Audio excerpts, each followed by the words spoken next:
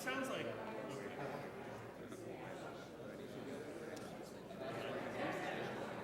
Okay, thank you. So you don't turn the mic on. There's a little talk button there, but it's still on. But you can still pick up talking. Video, maybe if there's a halfway recess.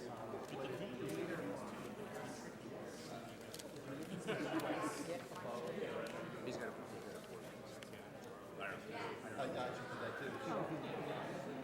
Two questions on one. Caught me a big That's yawn. all right. How are you? I know the feeling. Thank you for coming. Always a pleasure. Always I entertaining. know that's not true, but thank you for coming. You know, My it's mother fine, taught me Christine. there How are you? are certain polite answers that. So, You've done it before, we'll do it again. we got a lot of people going over energy. There's an energy tonight. Yeah. So we'll see How many wander over here and want to worry about global climate? Well, for our guys, it's how frustrated they are at that. They're getting nowhere there. Oh, I see. They get angry there and then come over here and take it out on. Blackout rule, it's only a blackout rule if had the so-called whatever the rules, regardless of whether, so of course they can tell. The blackout at college. Well, I was actually interested in this one to see how the dynamic with Markey would take place, but he's obviously he goes home. And that one says that a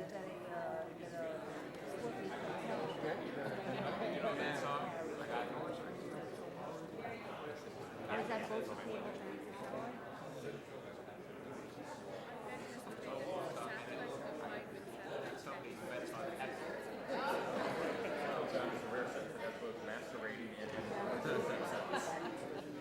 Usually, I'm the one who's criticized for turning things into vocab contests.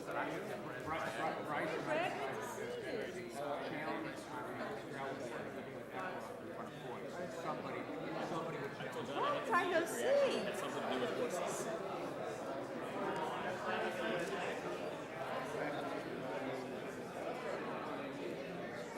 And I was like, oh, this guy's good. How you doing?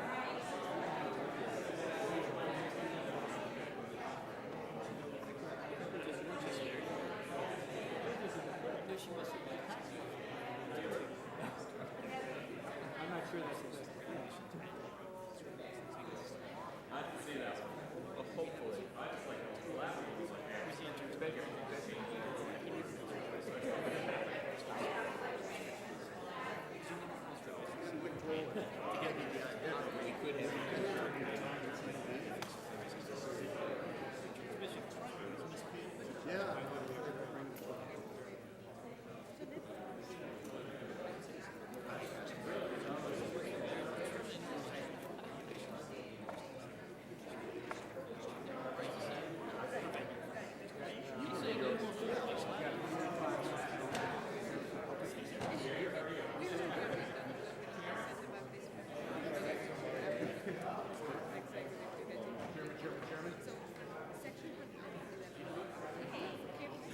Change. I didn't get a call from changing.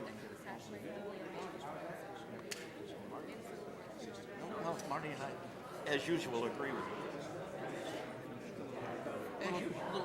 Little tonal difference. You really got to read it. Much more. I could have gotten through the 45 pages of yours.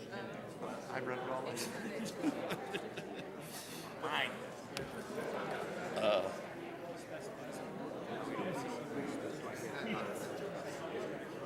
Well,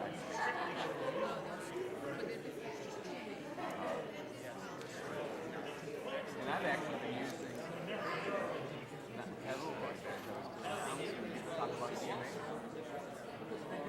Last week. Oh, no. Last week. Last I want to do was Yeah, you listen for Berkeley. Or right there. Well, I think that's what's fascinating. and that's right. I mean, in Genesee County, the home of Detroit was so different. Because our station, 72, wasn't even on the air. So we were going to get NBC.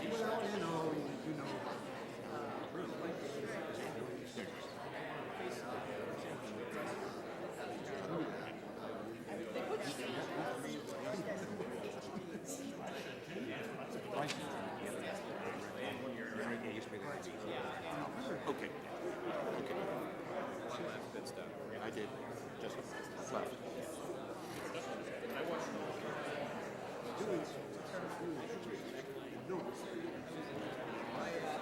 My brother had his when I was 30th reunion at Colgate. Did he really? Yes.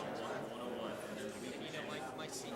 Okay. I didn't know if his son was their freshman starters go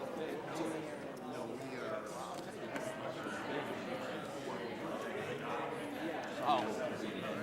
Big contributor to kind of the whole process. Their basketball team was actually winning a couple games at the beginning of the season. We know. So I get there. Syracuse's coverage of Colgate basketball has increased exponentially. Every time on this affiliation. NBC. Soon to be. Do you have a hard time getting in? Do you have to stand in the cold?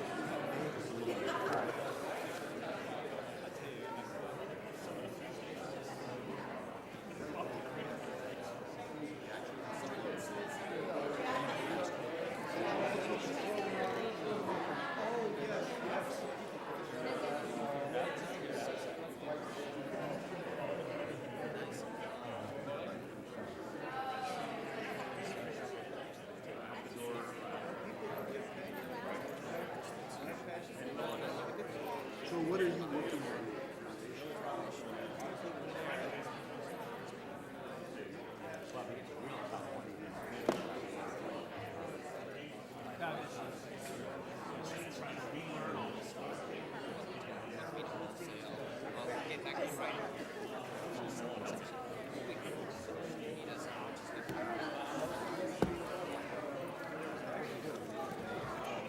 That sounds all too familiar. Hi, how are you? I'm doing fine. How are you? Good, I'm very You know well. Jonathan Blake? Gigi, I'm with Rick Roll. Yes.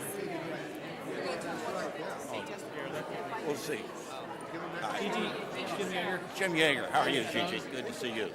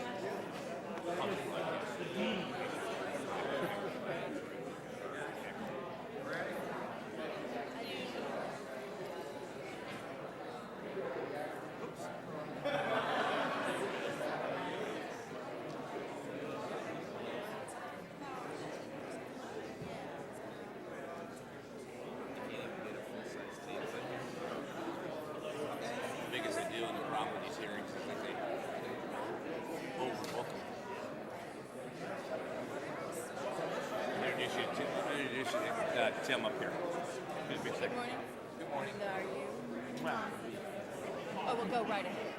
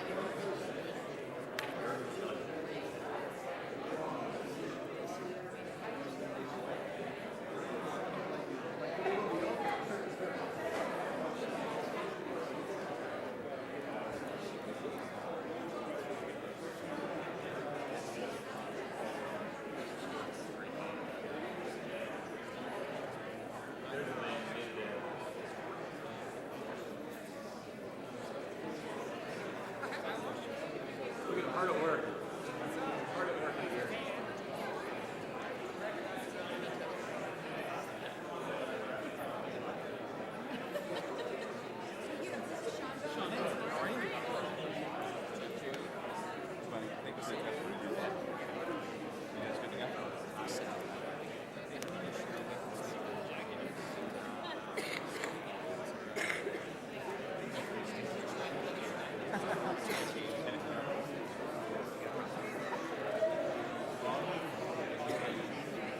Oh, that's right.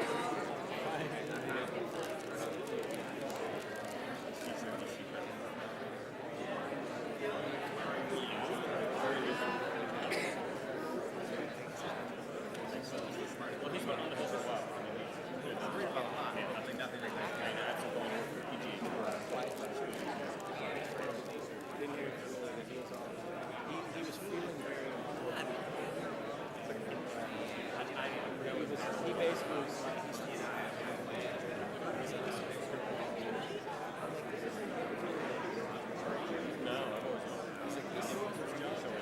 this is Hello, thanks for everything. you're very welcome. Thank you. Hey, Tim, how are you? Hello, how are you? How are you doing? Rick is very excited.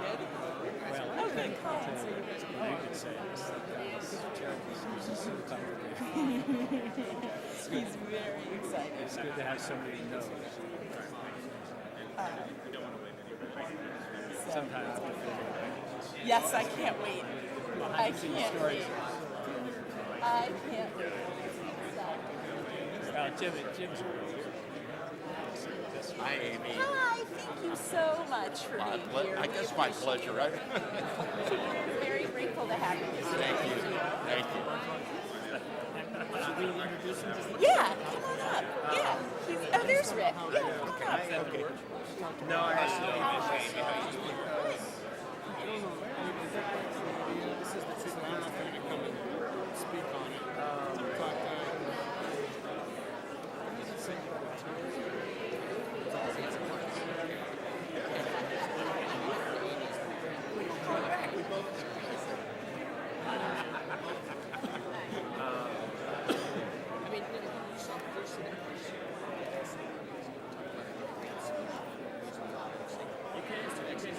I'm going to run down the hall. Okay. maybe that's.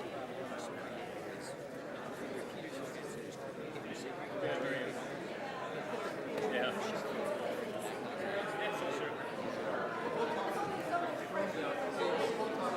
Very busy. How are you? I don't want them to be like this. We need to be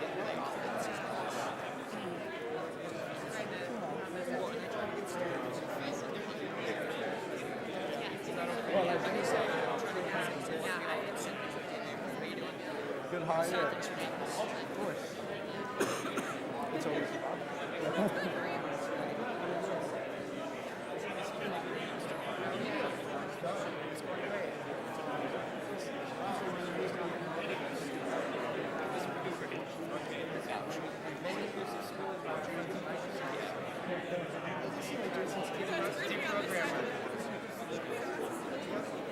Andrew, that's okay.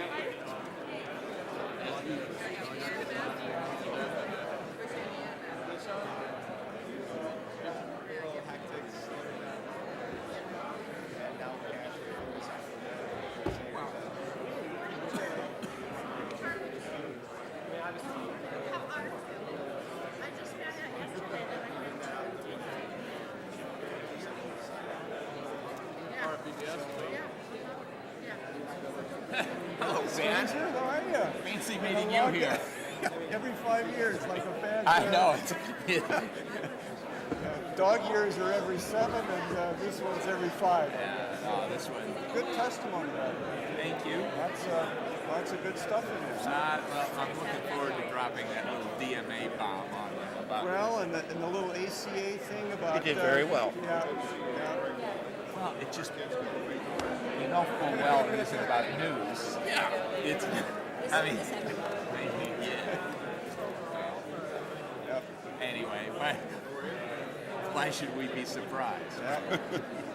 And the quote from. I'm going to go see Congressman. Your research. Is it allowed for me to go up there? Your research, that thing from Eddie Hartenstein back when I first did it about the crown jewels and the stuff.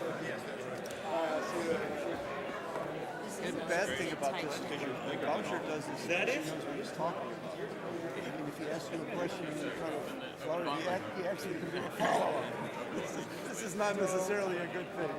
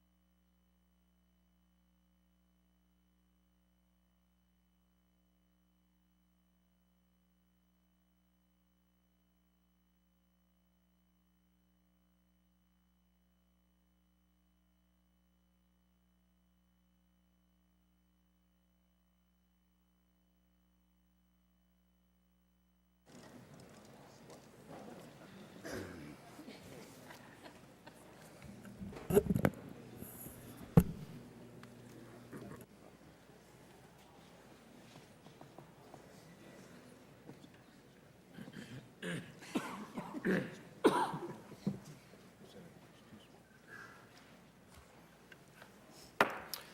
subcommittee will come to order. On the occasion of the first meeting this year of this subcommittee, I want to welcome all of the members of the subcommittee and encourage each member to share with me your ideas for matters that we should place on the subcommittee's agenda.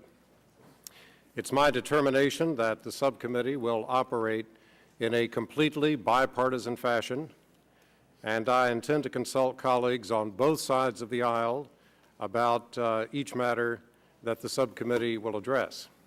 So please give me the benefit of what you would like for the subcommittee to achieve and share those suggestions with me over the coming several weeks. The full agenda for the subcommittee is still under construction, but I can announce this morning that the next hearing for the subcommittee will be on March the 12th, during which we will begin our work on universal service reform. And that is a subject on which I hope that we can report legislation to the full committee during the coming months. After the hearing on March the 12th, the pace for having hearings for this subcommittee will accelerate. The subcommittee has a long-standing tradition of bipartisanship, and over 2 decades, I've enjoyed an ongoing partnership across a range of issues with the ranking Republican member of this subcommittee, the gentleman from Florida, Mr. Stearns. We've been lead sponsors of privacy legislation in past years, and in this Congress, we may well consider bringing that issue forward again, as well as other matters relating to information technology policy. And so this morning, as I make general opening comments, I want to say that I very much welcome the position of Mr. Stearns as the ranking Republican on this subcommittee, given the long experience in technology-related issues that he brings to this work and to that position. And I very much look forward to our work together, as I do with all members of the subcommittee on both sides of the aisle. Today, the subcommittee takes the first step in reauthorizing the Satellite Home Viewer Act, which sets forth the terms pursuant to which satellite carriers retransmit distant signal broadcast programming. Certain provisions of the Communications and Copyright Acts expire at the end of 2009, making reauthorization of the Home Satellite Viewer Act and that compulsory license must pass legislation during the course of this year. This year marks more than 2 decades since Congress created the Distant Signal Compulsory Copyright License in 1988, and 10 years since it created the Local-into-Local Compulsory License in the 1999 Satellite Home Viewer Improvement Act.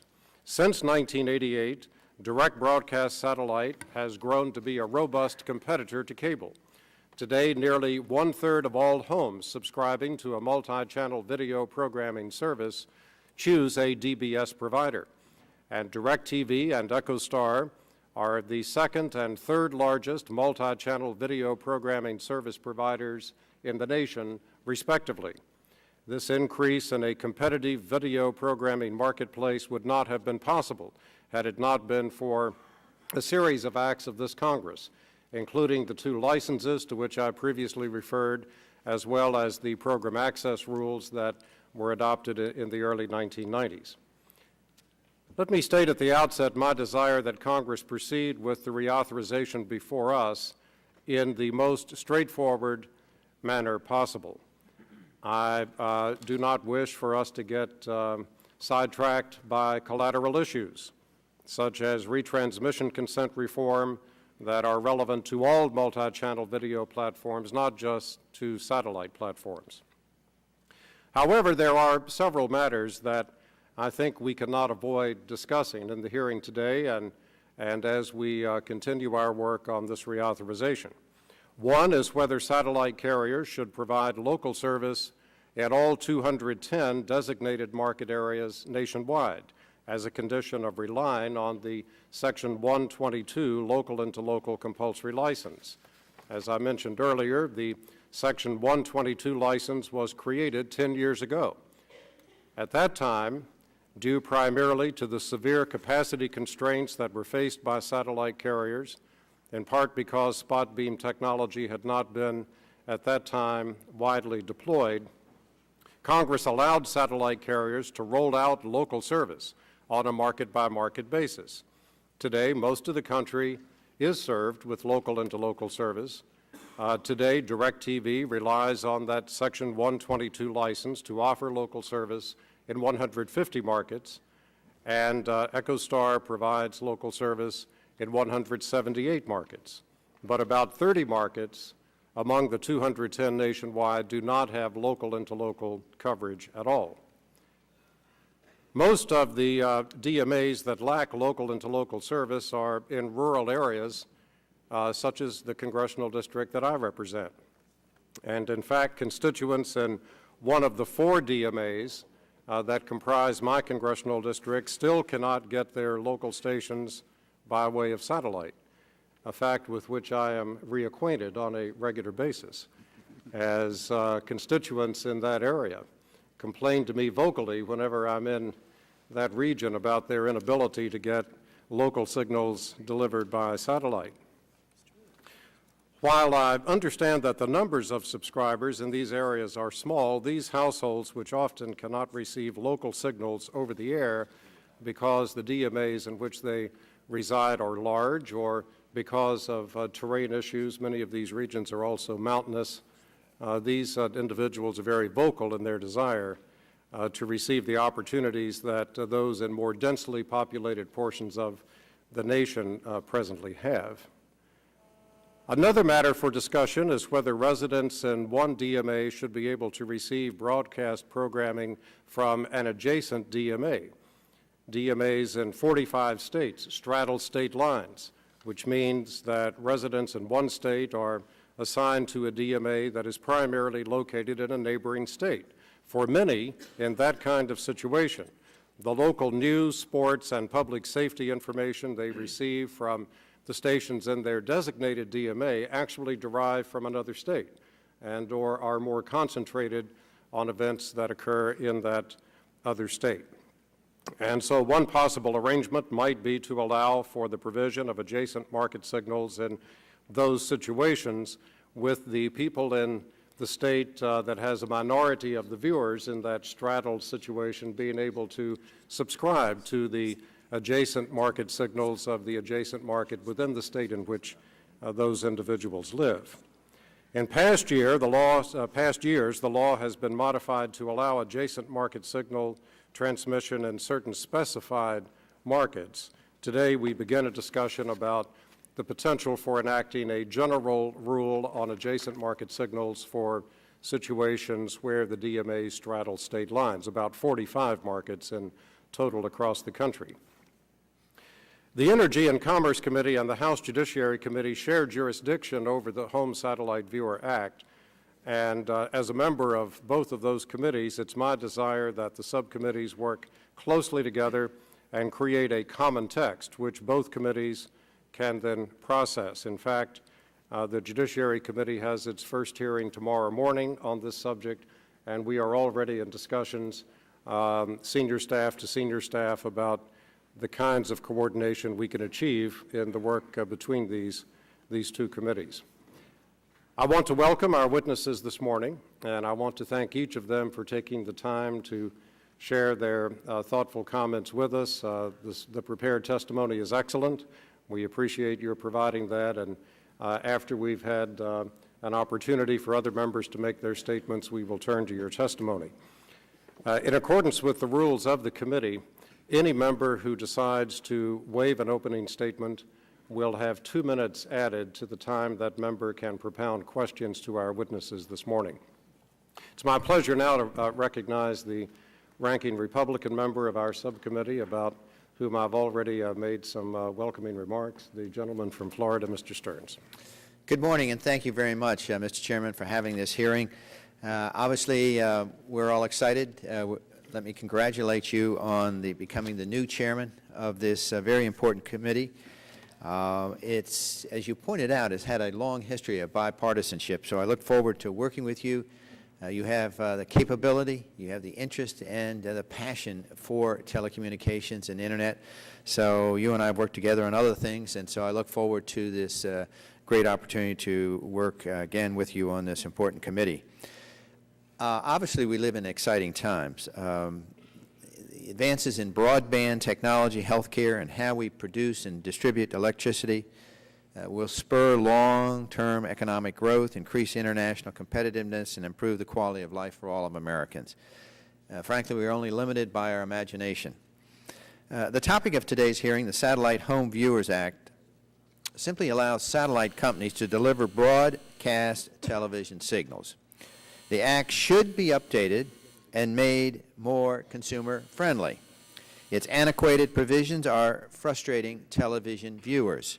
At a minimum, we should revise the law to reflect the end of analog broadcasting, as well as to allow willing satellite operators and broadcasters to offer in-state signals to households whose local markets include only out-of-state stations. We should resist calls to expand the carry-one, carry-all requirements governing satellite delivery of local broadcast stations. Doing so would not only be bad policy, it would be unconstitutional. My colleagues, over the past 20 years, technology has progressed beyond what most of us have ever or could imagine. 20 years ago, the Internet was used as a mere fraction of what it is today. There are other signs of how much things have changed. For example, let me just give you this little statistic. In the United States today, more people earn their living on eBay than are employed by the entire steel industry. Furthermore, in 1989, all of us remember the Tandy 5000. It was billed as the most powerful computer ever built. It had lightning-fast 20 megahertz processor and a whopping 2 megabytes of RAM. All of this cutting-edge technology cost you almost $9,000. Monitor and mouse were not included. Now, if you take and make that in today's dollars, that would be equivalent to $15,000. So we have seen how things have changed so dramatically. This brings us to the subject of today's hearing. I'm looking forward to this committee moving forward on the Satellite Home Viewer Act reauthorization. This act has served multiple times to advance competition and, frankly, to give consumers more choices. I anticipate exploring market-based avenues for satellite providers to continue adding even more local stations, because all of us know local content is essential and the customers desire it. I would add, though, I'm concerned about some interest in requirements that satellite TV providers serve all 210 media markets. Now, such initiative not only challenges the laws of physics, but also challenges how one is able to go to the capital and credit markets to achieve and accomplish this goal.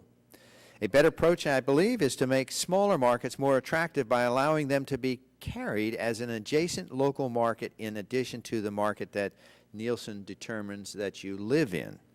That's a rational way to incentivize more carriage, and one that doesn't even go as far as the Internet distribution model that the broadcast networks are already presently implementing.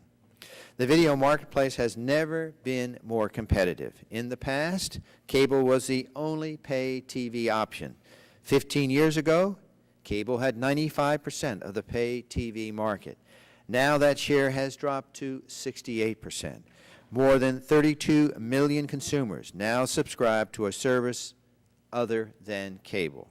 After Comcast, the second and third largest pay TV providers are DirecTV and Dish Network. Phone companies are aggressively stealing subscribers with their video offerings. In fact, both AT&T and Verizon would rank in the top 10 of largest pay TV providers today. Furthermore, local and national programmers alike are offering content to consumers over the Internet, either on websites for free or simply through services such as iTunes. So as you can see, Mr. Chairman, consumers have a number of choices, and this competition will lead to new products and to new, better services. We no longer have the justification to deny America's households access to the programming of their choice, subject only to free market negotiations by distributors and the content owners. Indeed, we should be reducing video regulation in this competitive environment, not increasing it. We need to innovate and not regulate. So I look forward to the hearing, Mr. Chairman, and I look forward again with working with you on these important matters. Thank you. Thank you very much, Mr. Stearns. The gentleman from California, Mr. Waxman, Chairman of the Full Energy and Commerce Committee, is recognized for 5 minutes. Thank you very much, Mr. Chairman. Today's hearing marks the first step of the 111th Congress towards its required reauthorization of the Satellite Home Viewer Extension and Reauthorization Act, known as SHVIRA. Today is also the first hearing of this newly constituted Subcommittee on Communications, Technology, and the Internet. The subcommittee has a new name, a new chairman, and some new members. And I'd like to congratulate Mr. Boucher on his chairmanship and welcome the new members to the subcommittee. Mr. Boucher has a long history on this subcommittee and an exceptional command of telecommunications issues, and I look forward to working closely with him and Ranking Member Cliff Stearns and relying on their expertise as we consider this reauthorization. SHVIRA is a complicated bill that grew out of competing policy goals, promoting competition for pay television service and protecting our nationwide system of free over-the-air broadcast television. Achieving these competing goals, especially during a time of dramatic change in the communications marketplace, requires a careful balancing of interests. And the panel before us today represents a diverse group of stakeholders, so we're all anxious to hear their testimony, and we very much appreciate their participation. Thank you very much, Mr. Chairman, for this opportunity to say a few remarks and to express my desire to work with you and other members of this committee as we fashion this legislation. Thank you very much, Chairman Waxman, and I appreciate your kind words and look forward very much to working with you as well. The gentleman from Illinois, Mr. Shimkus, is recognized for 2 minutes. Thank you, Mr. Chairman, and I too am excited about your chairmanship of this committee. And let me just say, if you can have some hearings in regular order, you may be able to set the example for the rest of this Congress. So I'm applauding your attempt to do that. Let me also report on the digital transition. Many of my broadcasters have turned off their analog signal, which I applaud, and we've heard very few complaints. In fact, I think my D.C. office got one call. I know one broadcaster may have had 40 calls, and that was just to set the scan button on the digital receiver. So I'm very excited to report that. Yesterday I was on a major St. Louis morning talk show, and the host there, a guy named McGraw-Milhaven, and I've had a 10-year relationship. And it started with the debate of Shiva, which he was really a late-night guy, I think 1 in the morning, and had followed local and the local debate, was pleased with our passage, saw the benefits, and we've been friends ever since. So I mentioned it to him yesterday that I was going back to Washington to start the debate on reauthorization, which brings me to the aspect of reauthorization. We know it ties in with the digital transition and analog. There has to be some changes because of that technology, but I would also just caution us that we be careful not to harm the multiple options that consumers have today. It is truly a phenomenon of all the ability to view and compete and receive signals from a multitude of an area. It's very important in my congressional district that we have the local and the local for the public safety debate. But again, I would just caution is that we move diligently, and with your promise to have hearings and move through regular order, I think that's the way in which we address the minute details of bills which could be very, very harmful. I thank you, and I yield back my time. Thank you very much, Mr. Shimkus. The gentlelady from California, Ms. Eshoo, is recognized for 2 minutes. Thank you, Mr. Chairman. First of all, my congratulations to you on assuming the chairmanship and the gavel of this really wonderful and important subcommittee.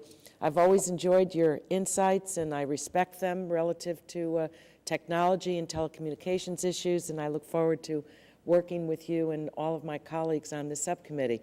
I'm very pleased that we're starting out the discussion of this reauthorization early so that we can flesh out all the issues surrounding it. The week before last, many members were visited by their local public television stations. They expressed their concern that access to local public television stations' digital programming is denied to almost half of all direct broadcast satellite households. That's nearly 12 million households in our country, because one major DBS provider has failed to negotiate a long-term deal with public television. I'm reintroducing legislation in this Congress, as I did in the last, the Satellite Consumers Access to Public Television Digital Programming Act, it's a mouthful, to require DBS carriage of all public television stations, multicast digital stations. I'm very pleased that DirecTV, the Association for Public Television Stations, and PBS announced that they reached an agreement whereby DirecTV would carry public television stations' digital signals. I think it's unacceptable for any household to be denied access to public television's digital programming. So I'm looking forward to questioning the witnesses, certainly Dish Network, and I appreciate meeting Mr. Ergen this morning. I think the bill would be unnecessary if they would just come to a similar agreement as their competitor. So thank you, Mr. Chairman, again, and congratulations, and look forward to a very full 111th Congress where we will really distinguish ourselves on behalf of our constituents. Thank you. Thank you very much, Ms. Eshoo. The ranking Republican member of the full Energy and Commerce Committee, the gentleman from Texas, Mr. Barton, is recognized for 5 minutes. Mr. Chairman, I won't take too long. I appreciate you doing this hearing. I think we do need to reauthorize the satellite home viewer extension and reauthorization legislation, and I think this may be an issue that we can work together on. So I'm supportive and look forward to hearing from the witnesses. All happy thoughts. Good. Thank you very much, Mr. Barton. The gentleman from Michigan, Mr. Stupak, is recognized for 2 minutes. Thank you, Mr. Chairman. Congratulations being chairman of this committee. I want to waive my time and use it for questioning. The gentleman from Michigan waives his opening statement. The gentlelady from Colorado, Ms. DeGette, is recognized for 2 minutes. She's not here, is she? The gentlelady from the Virgin Islands, Ms. Christensen, is recognized for 2 minutes. Thank you, Mr. Chairman. I'll waive my opening statement. Ms. Christensen waives her opening statement. The gentleman from Ohio, Mr. Space, is recognized for 2 minutes. Thank you, Mr. Chairman. I represent the 18th Congressional District in Ohio, a district that spans 16 counties and covers almost a fifth of the state's geographic area. This district is composed of small towns and villages in rural areas and lies in the hills of Appalachia. Our largest town and throughout the district is Zanesville, Ohio, with about 25,000 people. And perhaps of most interest pertaining to today's hearing, Ohio's 18th Congressional District encompasses 5 designated market areas. The Columbus market covers the majority of our counties, but in the north we pick up Cleveland and Akron. To the south, 2 of my counties are actually part of the Charleston, Huntington, West Virginia market. In the east, 2 more of my counties are in the Wheeling, Steubenville market, and finally Muskingum County is the sole county comprising the Zanesville market. This scenario makes the reauthorization of the Satellite Home Viewer Act of particular relevance to me and my constituents. I'm looking forward to working with the subcommittee to address the complicated issues, many of which you mentioned in your opening statement, Mr. Chairman, that we'll be talking about further today, and specifically the local into local component of the legislation, as the Wheeling Steubenville market is one of a few dozen, I think 30, DMAs without local into local service. So thank you, Mr. Chairman. Thank you very much, Mr. Space. The gentleman from Georgia, Mr. Deal, is recognized. I'm sorry. The gentleman from Oregon, Mr. Walden, is recognized for 2 minutes. Thank you, Mr. Chairman. I appreciate your having this hearing. I'll apologize up front. We also have an energy hearing going on at the same time, so I'm going to have to bounce back and forth.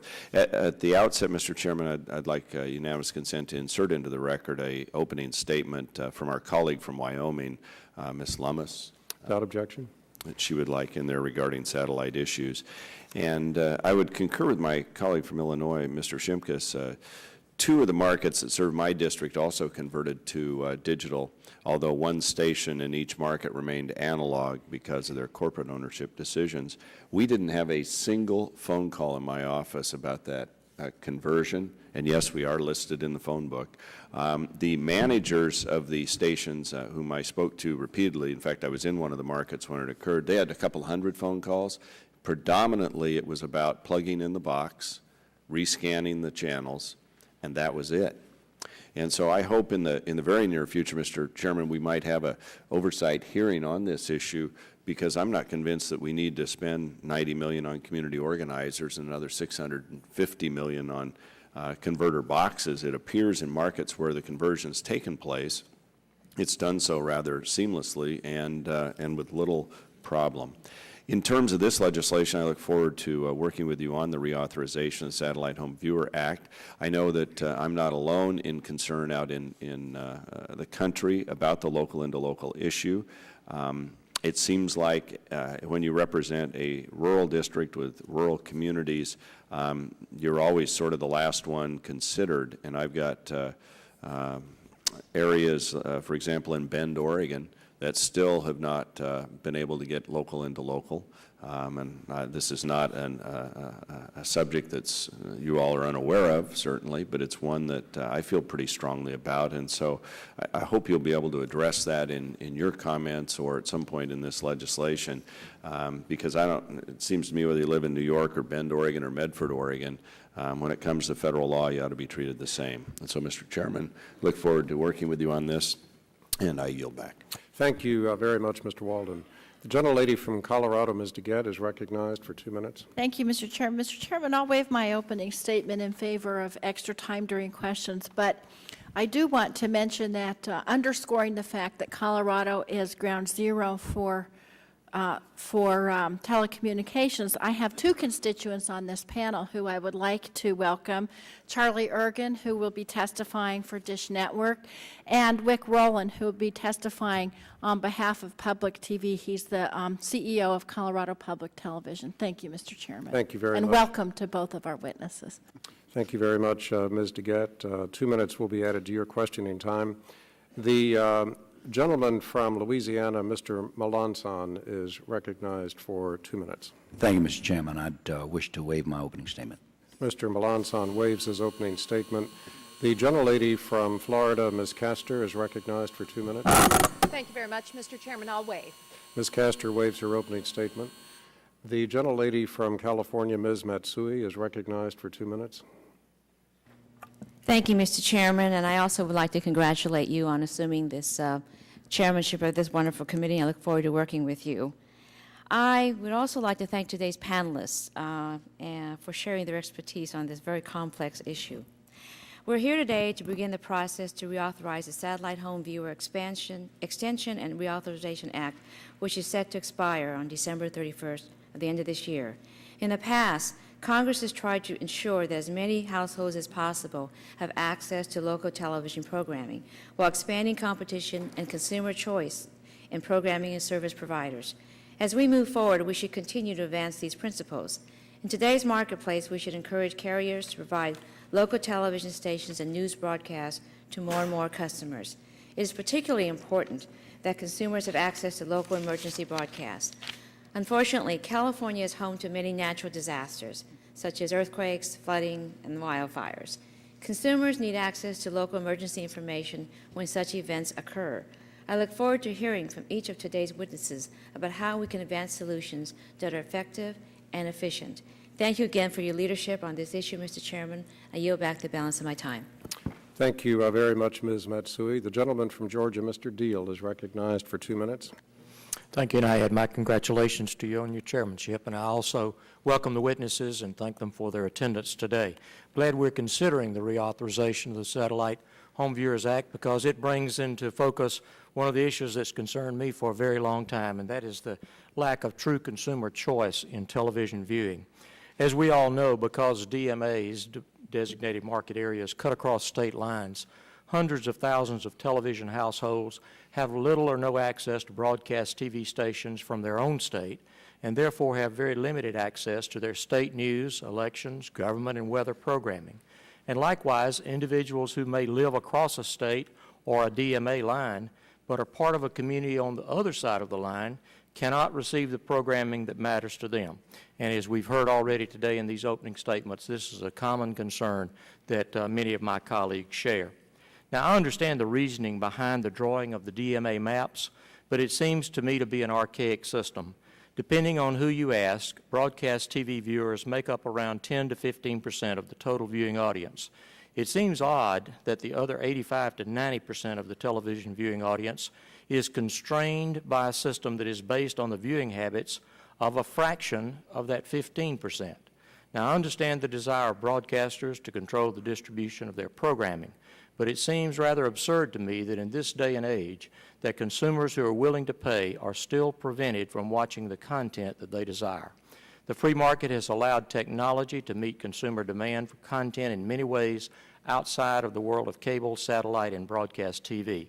We should strive to foster a framework that allows the free market to meet consumer demands in an equally efficient way for television viewers, and I hope that this hearing will be a step in that direction. I yield back the balance of my time. Thank you very much, Mr. Deal. The gentleman from New York, Mr. Weiner, is recognized for 2 minutes. I waive my opening statement, except to offer my congratulations to you, Mr. Chairman. Thank you very much, Mr. Weiner, and we certainly welcome you as the new vice chairman of this subcommittee as well. The gentleman from California, Mr. McNary, is recognized for 2 minutes. Thank you, Mr. Chairman. I want to offer my congratulations for assuming the chairmanship of this exciting committee. As a person with a technical background, I'm looking forward to learning about this issue from experts such as yourselves. This is exciting, it's a dynamic, and it's a critically important area. So I'm looking forward to contributing to our national policy in this area. Thank you very much. Thank you, Mr. McNary. The gentleman from Nebraska, Mr. Terry, is recognized for 2 minutes. Thank you, Mr. Chairman. Appreciate that. And frankly, I want to start off by saying congratulations, and I'm pleased that you're our chairman. You have a depth of knowledge and a universal respect within the telecom community. So I really appreciate you accepting that role. Digital conversion, I'd want to hear from you how that's going to impact or whether there should be policies we need to incorporate in this reauthorization. Like Mr. Shimkus, I had 2 stations out of 5 that converted on the 17th. Between station calls and then Nebraska set up our 211 to receive calls, there's something around 550 calls. Like Mr. Shimkus mentioned, probably well over 50% was helping people with their setup in the sense of learning how to scroll through or setting up the, I'm just drawing a blank on the word right now, but easily resolved. And frankly, only about 10 were calls about, I don't have a box and I don't have a coupon. What we did is pooled coupons before, so every one of those people received a coupon in a box that same day. So we were able to resolve every issue on the conversion. But I also, as I mentioned, want to hear how it impacts, especially at the digital signal, and if there's still problems with the local broadcasters, or is that being resolved with local into local. And look forward to your testimony, and thank you all for being here. Thank you. Thank you very much, Mr. Terry. The gentleman from Arkansas, Mr. Ross, is recognized for 2 minutes. Thank you, Chairman Boucher, for holding this hearing and for allowing me, as a member of the full committee, but not this subcommittee, to be here and to participate and to raise an issue that is extremely important to so many of our constituents. Across our nation, many satellite and cable subscribers cannot receive the local channels of their home state because the current law specifies that stations be transmitted primarily within their designated market area, or DMA. However, these boundaries assigned by the Nielsen Media Research Company were designated 50 years ago And many of these DMA boundaries, up to 47% by some estimates, cross state lines. This leaves millions of subscribers watching the local news, weather, and sports of their neighboring state and missing vital weather information and other information about the state in which they live, work, and may I add, pay taxes. We are essentially using 1950 laws to deliver 21st century technology. In the 110th Congress, I introduced legislation to remedy this problem, and I am currently drafting new legislation that will update our law and bring it into the 21st century by giving consumers access to their local channels. But let me be clear, I am not proposing to change the DMAs. I simply want to allow those who are receiving the local channels of a neighboring state the choice to also receive local channels from their home state.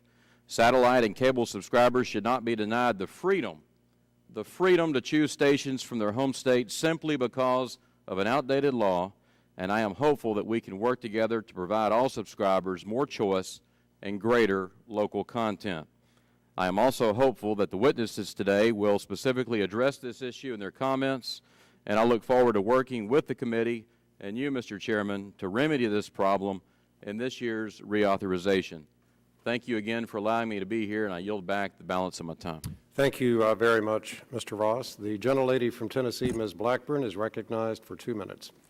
Thank you, Mr. Chairman, and I add my congratulations to you. I want to welcome our panelists and the return of some of our panelists who are here to talk with us today on the issues that we've got in front of us. We've heard some of the problems that we have existing with accessing local programming, so I'll submit my full statement. Just add a couple of comments on this. In Tennessee, my constituents in the metropolitan areas are well served. There is no problem with accessing and having choices and expanded service. And Mr. Foray, I like the way you illustratively pointed that out in your written testimony, and we thank you for that. Let me mention, though, as some of my colleagues have, in our rural and underserved areas, I've got 2 counties, Hardin and Henderson counties, and there the citizens cannot receive the subscription video service from traditional cable programmers, and they're limited to a weak or non-existent broadcast signal as we are making the digital switch. But, you know, the DBS, the satellite service providers, they're the only game in town for some, and they don't extend the local programming option for a variety of factors, whether it is policy or market-driven factors. But this is something that we are going to need to address. These constituents of ours are frustrated. We understand this. I share that frustration with them. I also see it as an issue of safety, and this is one that I don't think my colleagues have raised yet today, so I will. We had a tornado last year, 30 dead, 150 that were injured. We know that local programming is important. We want to work with you as we look at reauthorization and see how we best address this issue. It is one of convenience and enjoyment, but it is also one of safety. So we do want to hear from you on this. Thank you, Mr. Chairman, and I yield back. Thank you very much, Ms. Blackburn. The gentleman from Massachusetts, Mr. Markey, former chairman of this subcommittee, is recognized for 2 minutes. Thank you, Mr. Chairman. I am chairing a hearing on energy upstairs as the former chairman of the Energy Subcommittee. A decade ago, Mr. Chairman, I successfully offered the local-to-local amendment that made it possible for direct broadcast satellite companies to offer consumers their local broadcast channels as part of a seamless satellite video service offering. This new legal ability dramatically increased the competitive prospects for the DBS companies against incumbent cable operators. The rise in subscribership to satellite service in urban and suburban America as a result of my local-to-local amendment had another beneficial consequence. It induced cable operators to invest heavily in greater bandwidth for additional channel capacity, enhanced picture quality, and to offer broadband and voice services in a headlong effort to distinguish its services in competition with DBS satellite. The point is that even if consumers stuck with their local friendly cable operator, Such consumers have also benefited from the satellite competition this subcommittee fostered. In previous legislative consideration of these issues, questions have been raised about out-of-market signal carriage of broadcast signals, as well as the applicability of syndicated exclusivity, sports blackout, and network non-duplication rules that were adopted originally decades ago to protect the interests of free over-the-air broadcasters and the viability of their services.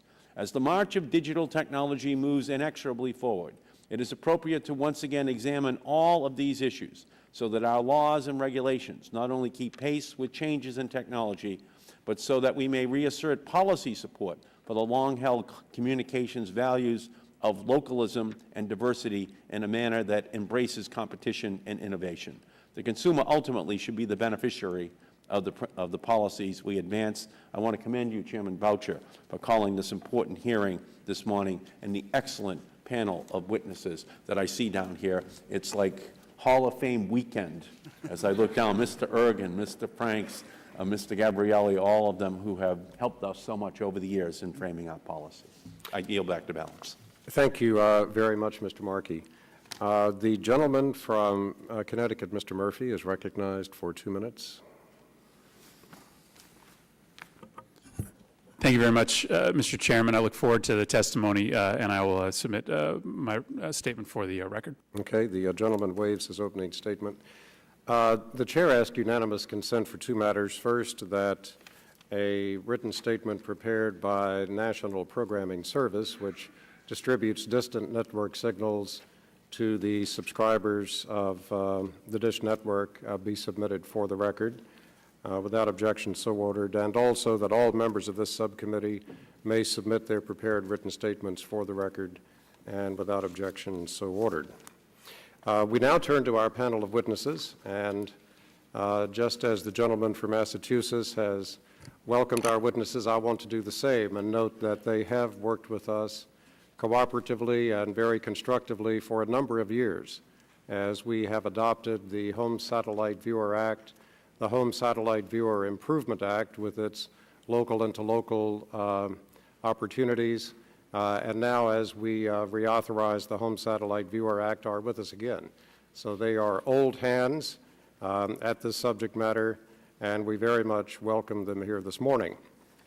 Mr. Charles Ergen is the Chairman, President, and Chief Executive Officer of DISH Network Corporation. Mr. Martin Franks is Executive Vice President of Policy Planning and Government Relations for the CBS Corporation. Mr. Bob Gabrielli is the Senior Vice President for Broadcasting Operations and Distribution for DirecTV. Mr. Willard Rowland is the President and Chief Executive Officer of Colorado Public Television. He testifies today on behalf of the Association of Public Television Stations. Mr. James Yeager is the Chief Executive Officer of Barrington Broadcasting Group. He testifies on behalf of the National Association of Broadcasters. Ms. Gigi Sohn is the President of Public Knowledge, a very respected public interest group. She testifies today on behalf of Public Knowledge, the Consumers Union, and Free Press. Mr. Kenneth Faree is the President of another respected public interest group, the Progress and Freedom Foundation, and we welcome each of our witnesses. Without objection, your prepared written statements will be made a part of the record, and we would welcome your oral summaries and ask that you try to keep those to approximately 5 minutes so that we'll have plenty of time for questions, of which I'm sure there will be many. And Mr. Ergen, we're pleased to begin this morning by hearing from you. Thank you. Got to push button? Thank you. Chairman Boucher, Ranking Member Stearns, and members of the subcommittee, I appreciate the opportunity to testify today. My name is Charlie Ergen, and I'm the Chairman and CEO of DISH Network, the nation's third largest pay TV provider. We're in the middle of a digital transition that is changing the way people watch TV. It's pretty simple. People want to watch what they want to watch, when they want, and where they want. And as TV evolves, there are some things that no longer make sense for consumers under today's laws. First, many consumers can't get local news and sports from their home state because of the way local markets are defined. Second, many rural communities are missing one or more of the 4 major networks. Third, Consumers are losing their local stations during disputes over retransmission consent.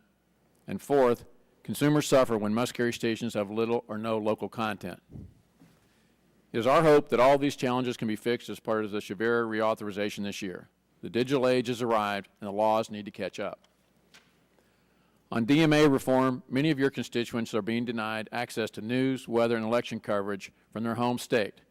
For example, depending on where a customer lives in Indiana, from the map over here, they may get local news from Indiana, Illinois, Kentucky, or Ohio. As you can see from the map, the fine local map based on DMA does not make sense from a consumer perspective. This is an issue in 45 states. The Copyright Office recognizes this problem in their report last year. Pay TV providers should be allowed to bring in a neighboring broadcaster, and consumers should be able to determine what local means to them.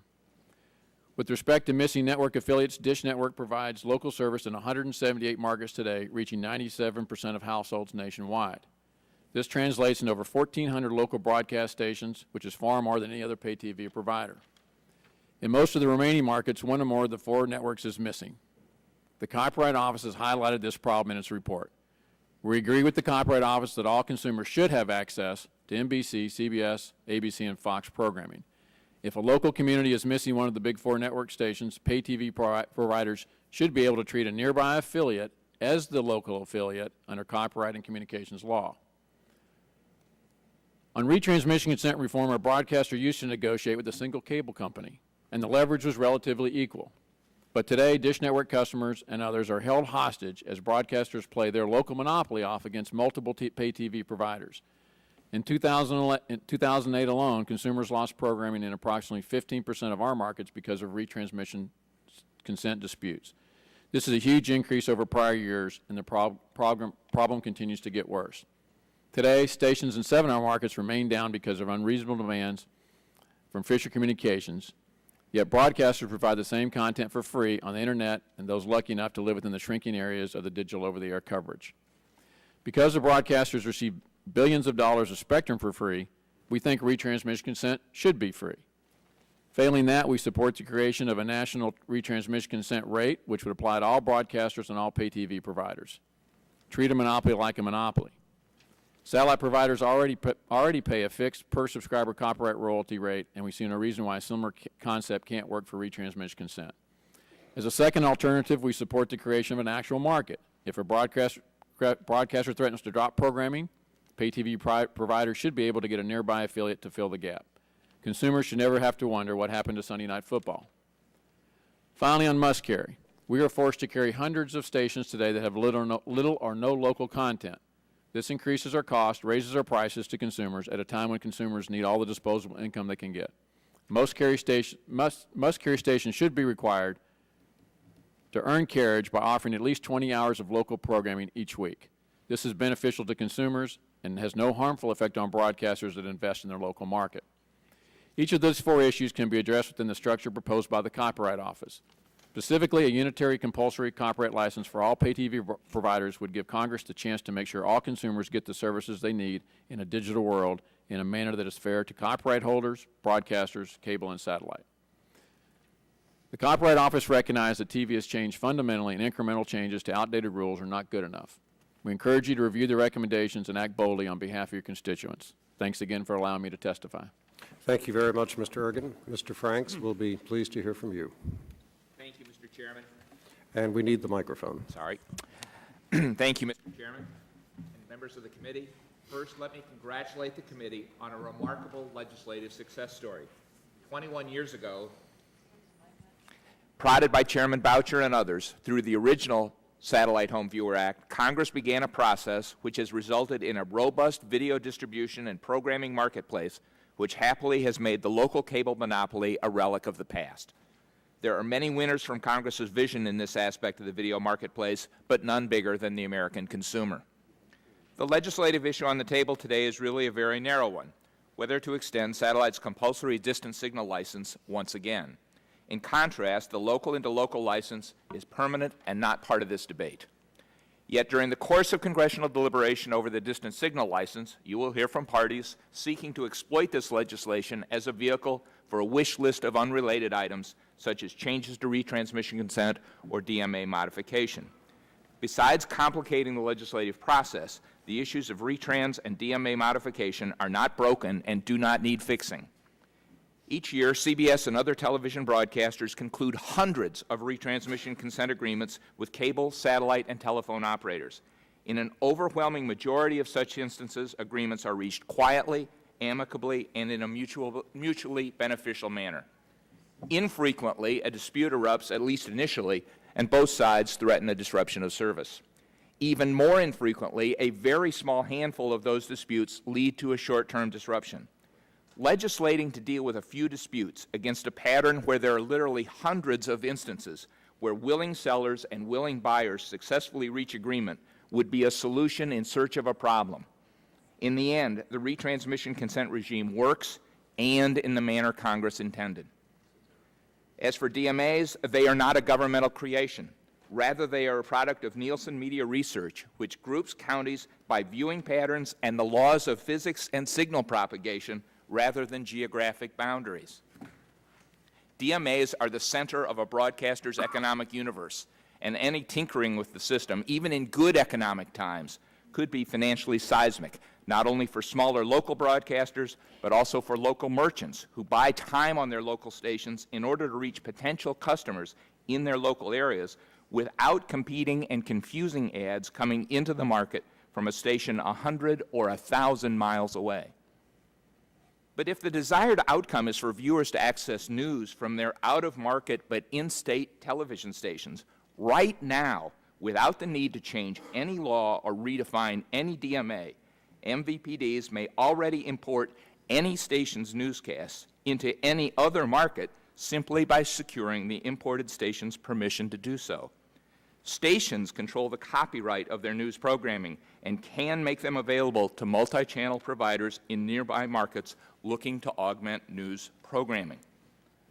We are prepared to work on any problem areas where there may be issues with regard to local and in-state news.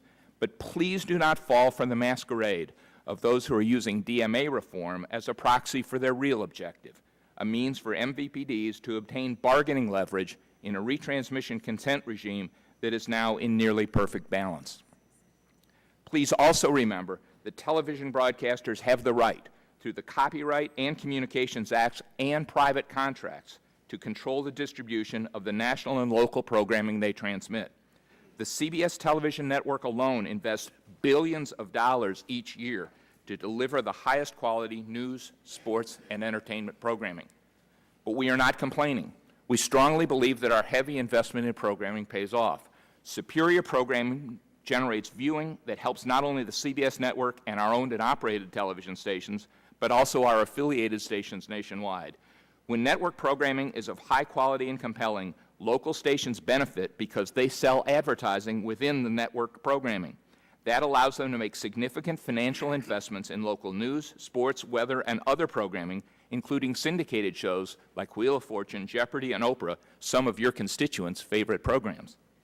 This network affiliate, national and local arrangement, of course, is not unique to CBS.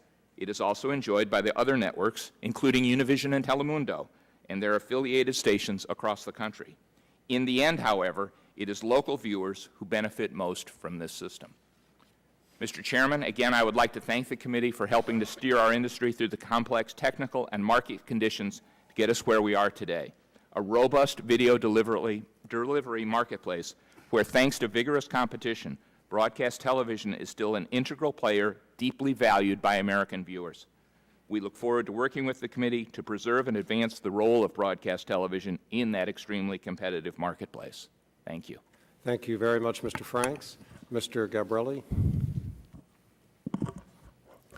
Thank you. Chairman Boucher, Ranking Member Stearns, and members of the subcommittee, thank you for the opportunity to testify. My name is Bob Gabrielli, Senior Vice President for Programming Operations Distribution at DirecTV. On behalf of more than 17 million customers, I offer the following suggestions for updating Shavira. First, Congress should retain and modernize the distant signal statutory license. Second, Congress should improve consumer access to local stations. Third, Congress should not require satellite subscribers to bear the burden of nationwide mandatory carriage. And fourth, the retransmission consent system should be modernized to protect consumers from high prices and withheld signals. To begin, I'd like to discuss the distant signal license. Today, the vast majority of our subscribers get network programming from local, not distant stations. Only about 2% of satellite subscribers receive distant signals, but those subscribers rely on distant signals to receive network programming, and many will continue to do so into the future. Congress should thus renew the distant signal license. It should also modernize the license to make it simpler and to protect consumer access to network programming. In particular, it should ensure that consumers in markets missing one or more local affiliates have access to network programming through distant signals. Next, let me discuss DMAs. Millions are unable to receive truly local news, sports, and entertainment because they live in one state while their DMA is mostly in another state. For example, viewers in Fulton County, Pennsylvania are assigned to the Washington, D.C. DMA. As a result, they do not receive any Pennsylvania-based local programming. 5 years ago, Chavir addressed a handful of these situations by creating special rules. The time is ripe for a more general approach. Congressman Ross has proposed allowing delivery of neighboring stations to households in these orphan counties like Fulton County. DirecTV endorses this effort. Time and again, consumers tell us what local channels best meet their needs. Where possible, we should be able to meet those demands. I'd like to now discuss local carriage. Satellite is an excellent medium for distributing national programming to even the most remote locations, but it is far more difficult to deliver thousands of local network stations from a handful of satellites in space. Congress recognized the difficulty of this task when it created the carry one, carry all rule. We have, nonetheless, made extraordinary progress in offering local programming. Our track record speaks for itself. We have spent billions of dollars to provide local service and now offer local television by satellite to 95% of households. And we intend to add 6 more markets by the end of this year. Using the FCC calculations, over 80% of our satellite capacity is now devoted to this local service, nearly triple the amount cable operators are required by law to carry. This is because, unlike cable, we have to rebroadcast identical network programming hundreds of times throughout the country. For the 5 remaining % of households, we now offer a local seamless solution. We'll install a rooftop antenna and tuners that integrate local broadcast signals into their set-top box. To our subscribers, off-air signals will appear and function exactly as any other channel, on the guide, in the DVR, etc. If the broadcasters made their signals available throughout the DMA, every DirecTV subscriber could receive local channels in this fashion. The simple investment in repeaters and translators by broadcasters would be the fastest and most efficient way to achieve the goals of H.R. 927. Last, I'd like to discuss the retransmission consent. Congress created the must-carry retransmission consent regime before we even offered local channels. The regime functioned until recently in part because of the equilibrium that existed between monopoly broadcasters and monopoly cable operators. But as satellite emerged, broadcasters found their relative bargaining power increased. Today, the market is tilted even more heavily in favor of broadcasters. Each has at least 3 competitors with whom to negotiate government-protected exclusive control over their content and public airways they use for free. At the same time, new private equity investors have pressured broadcasters to increase rates. Broadcasters now routinely demand fees 3 times those previously paid. And it does not appear that this additional money is being used to provide more or better local programming. In fact, opposite appears to be true. Many broadcasters are producing less and less local news, while others have replaced local programming with national infomercials. DirecTV willingly pays for high-quality content.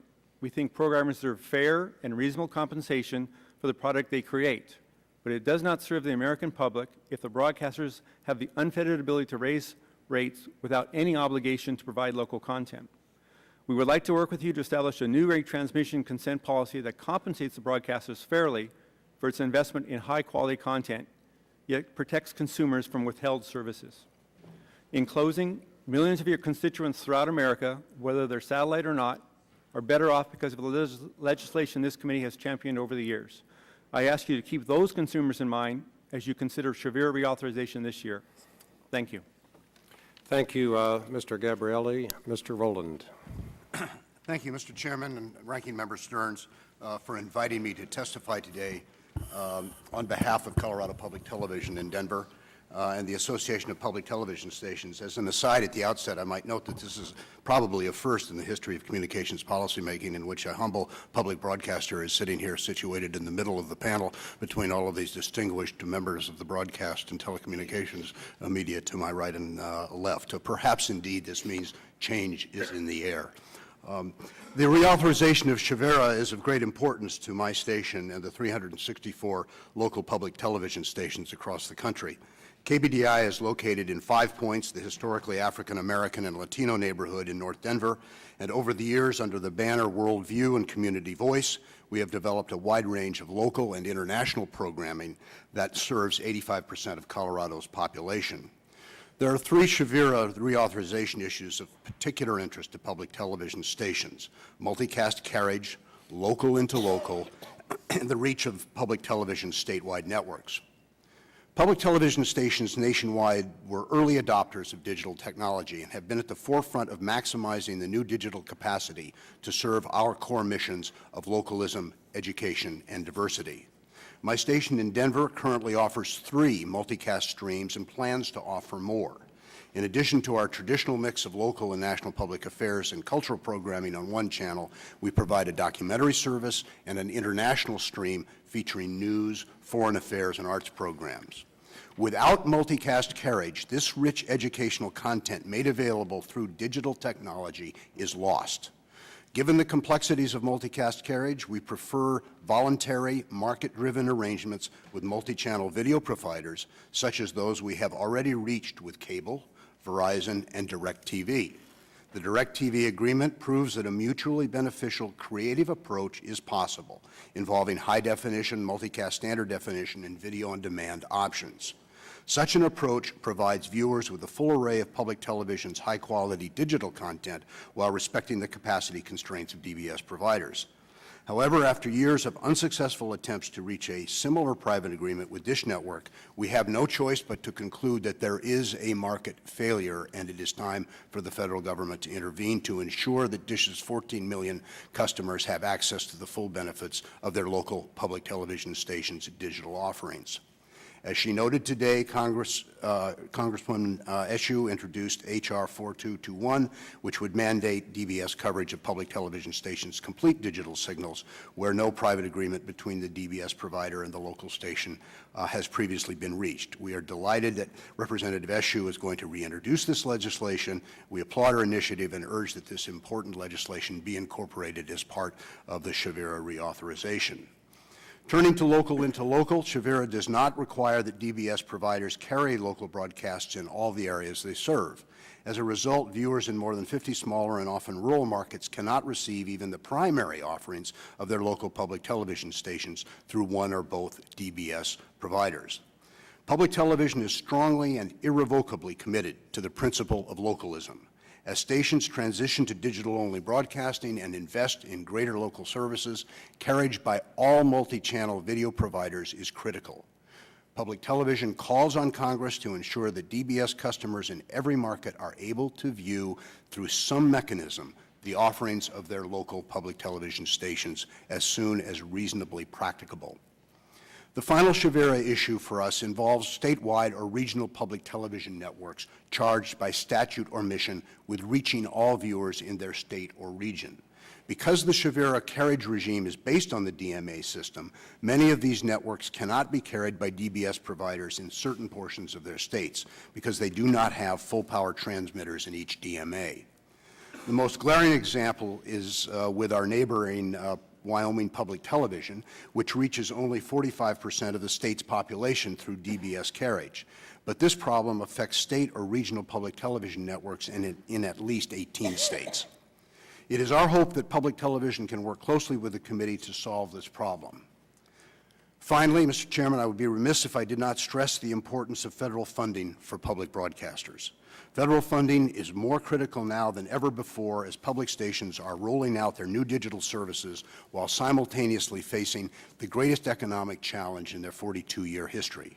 We ask this authorizing committee to support increased federal funding to offset the projected 15% declines in other sources of funding.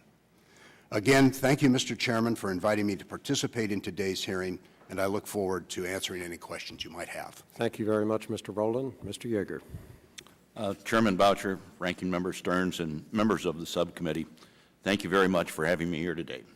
My name is Jim Yeager, and I'm the CEO of Barrington Broadcasting, which owns and operates 21 television stations in 15 small to mid-sized markets. I'm also the chairman of the television board of the National Association of Broadcasters. Ever since Congress crafted the original Satellite Home Viewer Act of 1988, it has worked to further two objectives. First, that free over-the-air television will remain widely available to American households. And second, that satellite retransmissions will not jeopardize the strong public interest in maintaining vibrant local television services. Those two goals remain paramount today. Our Barrington stations keep our communities informed and connected. We work every day to embody the spirit of localism, which Congress has affirmed time and time again as a vital public policy goal. We do not charge our viewers to watch our program, rely on payments from advertisers to deliver a free service to our constituents. Without free over-the-air television, cable and satellite companies would essentially be unrestrained in their ability to charge subscribers even higher prices. Broadcast television stations remain the primary source of the most diverse and popular entertainment, news, weather, and sports programming in the country. In fact, according to data from Nielsen Media Research, in the 2007-2008 television season, 488 of the top 500 primetime television programs were broadcast on over-the-air television. While these stations represent a relatively small number of channels of those on cable and satellite systems, broadcast stations offer a unique and valuable service to their local markets that could be undermined by unnecessary changes to the law. As Congress considers updates to Sharia, it is vital that you uphold the strength and tradition of localism. Any changes should not impair enforcement of program market agreements that are essential to local broadcast service. Furthermore, this committee should strengthen localism by phasing out satellite licenses for distant signals. The license should be replaced with a requirement for local and to-local carriage in all television markets, which would enhance localism, programming, and price competition, and increase viewer choice. To assist viewers in this difficult economic climate, Congress should mandate local and to-local satellite service in every market. I would like to thank Congressman Stupak for the introduction of legislation to accomplish this goal. There are 31 of 210 television markets in small and rural areas, like Marquette, Michigan, that the satellite companies do not serve.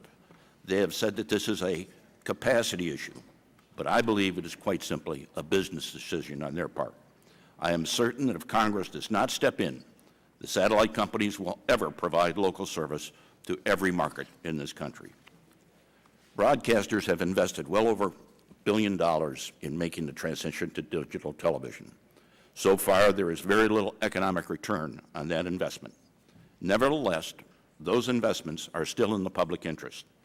The satellite industry's investment to provide local and local service to all Americans would also be in the public interest. Localism is at the forefront of broadcaster operation. In emergency situations, it is the broadcaster, not the cable or satellite companies, who is on the scene providing the public with emergency, life-saving, and timely information it needs. Localism is not in cable or satellite's DNA or their business models. Some members of Congress have expressed frustration that their constituents do not have access to in-state but out-of-market broadcast stations. Current law allows cable and satellite systems to offer non-duplicating, out-of-market programming to their subscribers, but many cable and satellite systems choose not to do so. However, Congress should not change current law to allow cable and satellite companies to offer network and syndicated programming that is identical to programming already offered by the local broadcaster with rights to that market. Doing so would be inconsistent with the longstanding principle of localism and the carefully balanced system of retransmission consent that was established by Congress to further this principle.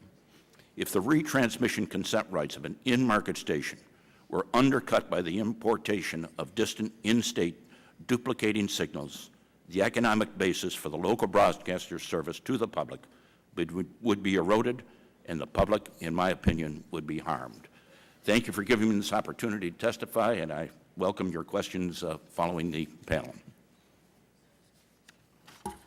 Thank you very much, Mr. Yeager. Ms. Sohn.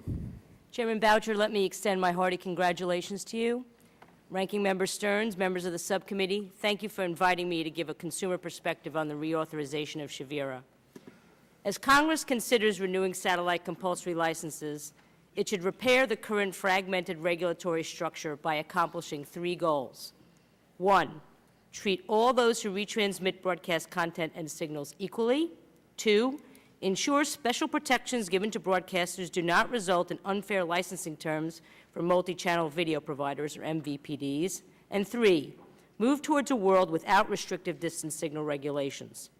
The current patchwork of laws and regulations unnecessarily differentiates between types of providers, restricts the availability of content to consumers, and sets the stage for discriminatory pricing.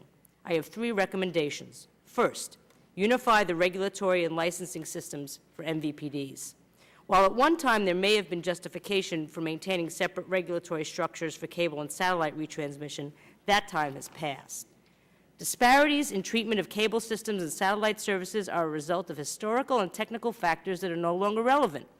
In its report on Shavira, the Copyright Office emphasized that regulatory parity between MVPDs is, quote, a governmental goal of the first order, unquote. It is time to level the playing field, not just between these services, but also for new types of MVPDs, including those who deliver content through the Internet. Allowing Internet-based MVPDs to voluntarily join this regulatory scheme could provide much-needed competition.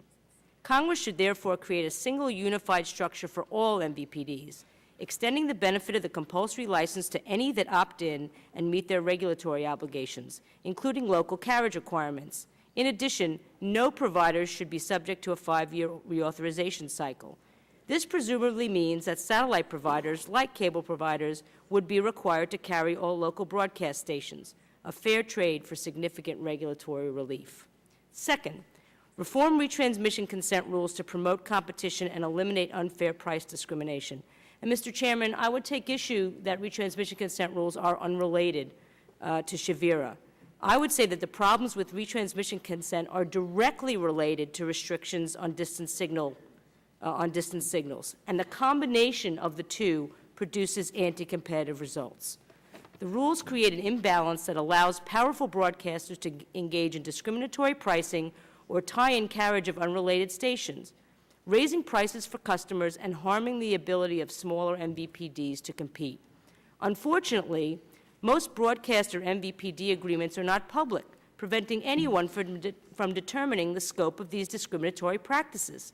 Therefore, first and foremost, Congress's remedies should be transparency in retransmission consent deals. But Congress should go farther.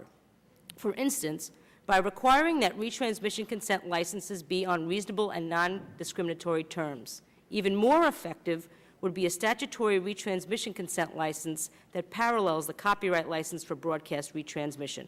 This would ensure price parity among MVPDs, eliminate troubling tying arrangements, and prevent broadcasters from withholding important local content as leverage against smaller video providers. Third, move towards eliminating distant signal protection. Distant signal protection is an anachronism in an Internet age, where consumers who have Internet access can view content that is not restricted by state lines or artificial market areas. Attempts to force subscribers to watch only local stations is doomed to fail. More pressingly, current rules create situations in which satellite providers are unable to provide customers with the local broadcast channels that are most relevant to their lives because they originate in a different DMA. Over the long term, Congress should work towards eliminating distance signal restrictions. MVPDs should be free to respond to customer desires and offer, in addition to local stations, other stations from wherever they broadcast. In the short term, however, Congress should fix the immediate problems caused by DMA-based and distant-based restrictions on MVPD retransmissions. At a minimum, the rules should be relaxed to allow retransmissions of any in-state signals, stations from neighboring areas, and any missing networks. Finally, I urge the subcommittee to reject efforts to make Shavira a vehicle for unrelated changes to copyright and communications law. I would like to thank the chairman, the ranking member, and the subcommittee again for giving me the opportunity to testify today. Thank you very much, Ms. Sohn. Mr. Faree. Thank you, Chairman Boucher, Ranking Member Stearns, and thank you to members of the committee. I'm Ken Faree, President of the Progress and Freedom Foundation, a think tank here in Washington that's focused on studying the digital economy. Today's hearing is about the reauthorization of the Satellite Home Viewer Act, but in fact, this discussion we're having is really about a much larger debate about how and whether traditional media platforms will thrive in the emerging media world. The evidence is all around us. The days of force-feeding consumers media selected for them by monopolistic or near-monopolistic operators is over. The gems of traditional media, the dominant daily newspapers, are losing subscribers at precipitous rates. The doyen of electronic media, terrestrial radio, has been in extremis for years. Its progeny, satellite radio, too, is struggling in a world of media abundance and consumer choice. Broadcast television ratings are a fraction of what they once were, and prime content is now migrating not only to multi-channel platforms such as cable and DBS, but also to a platform with essentially infinite capacity and flexibility, the internet, of course. And thus, the relative newcomers in the media landscape, the multi-channel systems, also have a sharp eye on technological developments that may threaten their business models. So as we talk today about distant signal importation, DMA boundaries, and the like, we need to bear in mind that the technological workarounds to most any restriction already exist, and consumers are learning to use them with more and more facility every day. Allow me to highlight one example. Under existing rules, DBS systems make local signal determinations based on DMA boundaries. I don't pretend to understand the intricacies of how DMAs are developed or why they were chosen for this purpose, but I do know that because DMA boundaries and state political boundaries are not coterminous, there are a number of markets where television viewers receive their local broadcast services via satellite from neighboring states rather than their home state. As chief of the FCC's Media Bureau from 2001 to 2005, I heard numerous complaints about just this problem, and I have to say I have some sympathy for those subscribers. As a practical matter, of course, technological innovation is rendering obsolete many of the restrictions that protect marketplace exclusivity. A new class of websites and services, including Netflix, Hulu, Amazon Video on Demand, iTunes, and Views, are changing the way we view broadcast television. Moreover, it is increasingly easy for consumers to view content from any geographic market directly on internet-ready televisions or through the use of set-top box devices such as Netflix Player, TiVo, or Slingbox, and through popular game consoles like the Xbox 360 and the PlayStation 3. In short, time and geography increasingly are meaningless concepts with respect to video content. If traditional platforms, including DBS systems, are to thrive in this competitive market, it makes little sense to hamstring their ability to provide viewers in-state stations based on the vagaries of DMA boundaries. Similarly, it is increasingly difficult to justify carriage burdens on traditional media. I've read recently of legislative proposals that would require satellite operators to carry local television stations in even the smallest markets using satellite capacity rather than some other delivery mechanism. Now, there are only two ways in which a satellite company might comply with such a mandate. It could add the capacity, that is assuming it is physically possible given spectrum constraints, or it may convert capacity currently used for other more highly demanded programming services. Neither approach makes economic sense. Moreover, carriage requirements impose significant burdens on the First Amendment rights of those bound by them. In the current environment, imposing enhanced carriage mandates on DBS would be unwarranted, economically indefensible, and unconstitutional. Thank you, Mr. Chairman, for the opportunity to testify today. I look forward to your questions. Thank you, Mr. Faree, and thanks to each of the witnesses for your very thoughtful comments here this morning. And we look forward to continuing our conversations with you as we continue with our work on reauthorizing the law. Mr. Gambrelli, I'm going to pose a question to you, and I also intend to pose it to National Programming Service that delivers out-of-market signals as well. I understand that you have about 800,000 subscribers to your out-of-market signal service. That's correct, Mr. Chairman. And I wonder if you know, and if you don't know this morning, if you can do the research and inform us of the number of subscribers among that 800,000 who reside in places where there is currently local interlocal service. There are two grandfather provisions in the law that, under two different sets of circumstances, allow the residents of markets that have local interlocal service to continue to receive distant signals or to opt to receive them instead. And I wonder if you know how many people living in those local interlocal markets are receiving distant signals, or if you could find that out for us. I don't know offhand, but there's a question. There's the grandfathered customers who had distant signals before we carried locals and who opted to keep them. But there's also those customers in markets like Lafayette who receive the one local station and receive the other networks via distant network. I mean, they're part of the 800,000. So I'll try to break out those that receive networks where they're fully covered by locals but choose to receive distance. Well, yeah, we call that latter situation short markets, where there's really only, where not all of the networks have local affiliates within that market, and that's a kind of a special case. But carve that out also. Give us those numbers if you can. Those are.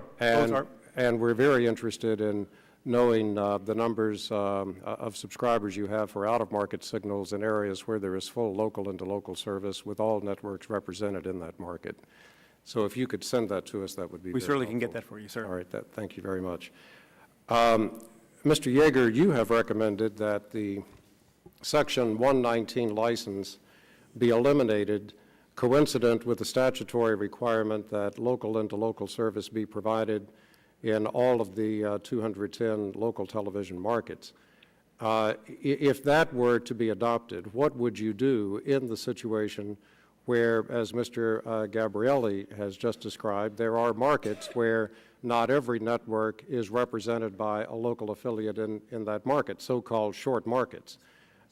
Would you permit the importation of a distant signal into those markets for the network that does not have a local affiliate in that market?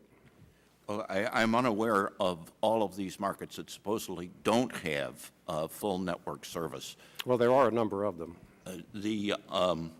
But in regard to that, let me say that I think we have to come up with a local service. We have to maintain local. Well, I understand that, Mr. Yeager, but my time is limited, and the question is, today we don't have it everywhere, and even if you mandate it, you're still going to have markets where not all networks are represented with local affiliates. What do you do in a situation like that? Well, we have significantly viewed status right now for many of them. Okay, well, that doesn't cover it all either. Okay, well, why don't you perhaps submit to us an answer in writing? All right, fine. And we'd be happy to hear from you on that. Mr. Ergen, Mr. Gabrielli, I have a question for both of you. And it goes to the heart of what much of our debate in this committee on reauthorizing the law is going to be about.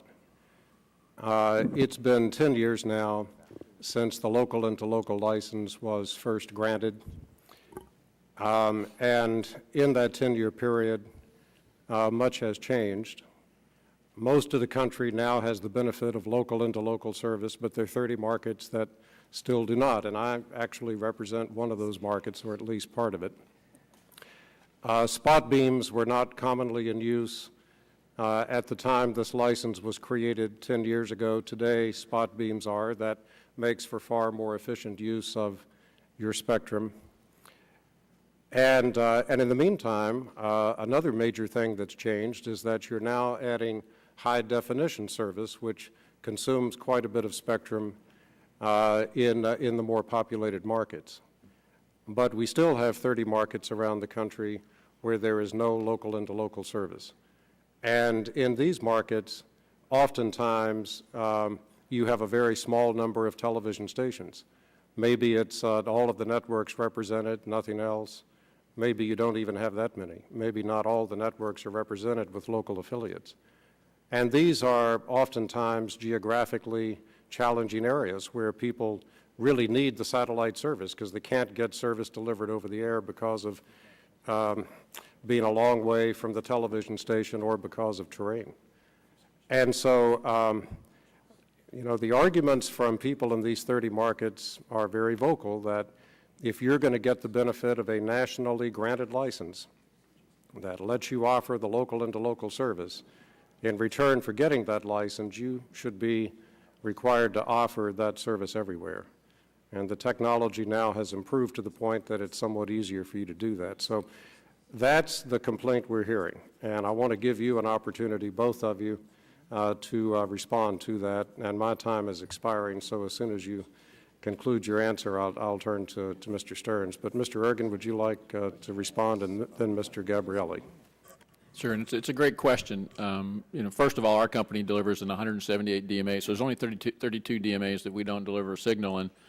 I was a little bit shocked that Mr. Yeager was unaware. And all those markets, those are short markets, Mr. Chairman. So, and our company, as you may know, after a long court battle, is not allowed to bring in a non-broadcast network in those short markets. So we have, not only do we have technical issues that we perhaps could overcome with enough time and money, but we have real economic issues that without bringing in a short market station, without the ability to do so, there's no customer would buy it from us anyway. So, and it's a shame that the representative from the National Association of Broadcasters doesn't realize that we have this issue of short markets without all network stations in all markets.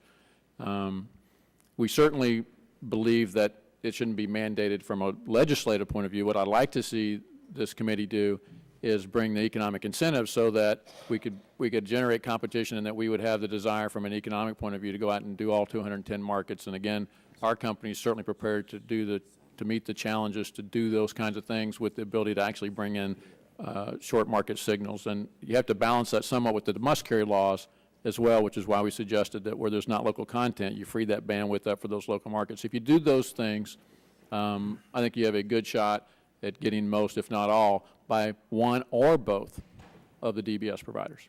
Okay, thank you, Mr. Ergen. Mr. Gabrielli. Yes, Mr. Chairman, I would like to make the point, though, that both Dish Network and us, we're secondary transmitters of a primary broadcast.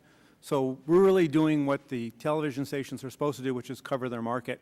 We happen to have some advantages of doing it, but it's not our primary business. The covering the 210 markets, as Mr. Ergen has said, has got a number of technical difficulties. One is, and we've picked up some stations like in Zanesville and in Lafayette where it's a single station, but getting the other networks is tough because we have to get agreements from all the locals around it that bleed into it and all have some right to claim that those are their customers and that we can't bring somebody else in. So we have to negotiate with everybody in the surrounding territory. A technical issue is that local station often is in a pretty remote place, and we have a very tough time of getting the signal back to us. That we have to get those signals via fiber in ground, and quite often there's no fiber to these stations, and that is a huge economic burden to take that we have to go to try to get those signals. Okay, thank you very much. Mr. Stearns. Thank you, Mr. Chairman. I remember when Shavera, when we had this act in 2004, and we marked it up, and I thought it was rather simple we could do, but it became very complicated. And after hearing a little bit of your opening statements, I can see that this will perhaps be complicated again. But the difference is, as I mentioned in my opening statement, is we now have, not only satellite and cable, but we have broadcasters, and we have the phone companies, Sprint and AT&T coming involved. We have the internet. We have the iPhone. We have so much more. So is it possible some of the arguments we made back when Billy Tozin was chairman of this committee in the Republican majority, some of the arguments we made about letting the market decide, maybe even more so today? And so this is to follow up a little bit on what Chairman Boucher has talked about in dealing with this must-carry requirements. When it was brought up, the argument was ultimately it was constitutional, and must-carry had to be provided because there was insufficient competition to ensure broadcast stations would gain carriage on the marketplace. So this question is sort of fundamental to our whole debate this morning, and this is for Mr. Ergen, Gabrielli, and Faree. In light of what I mentioned with the satellites and broadcasting and the phone companies, the internet, and all these various new markets, and the multiple outlets for carriage, does the constitutional argument still apply? Is it still that we must carry requirements have to be implemented because of law? I'll start with Mr.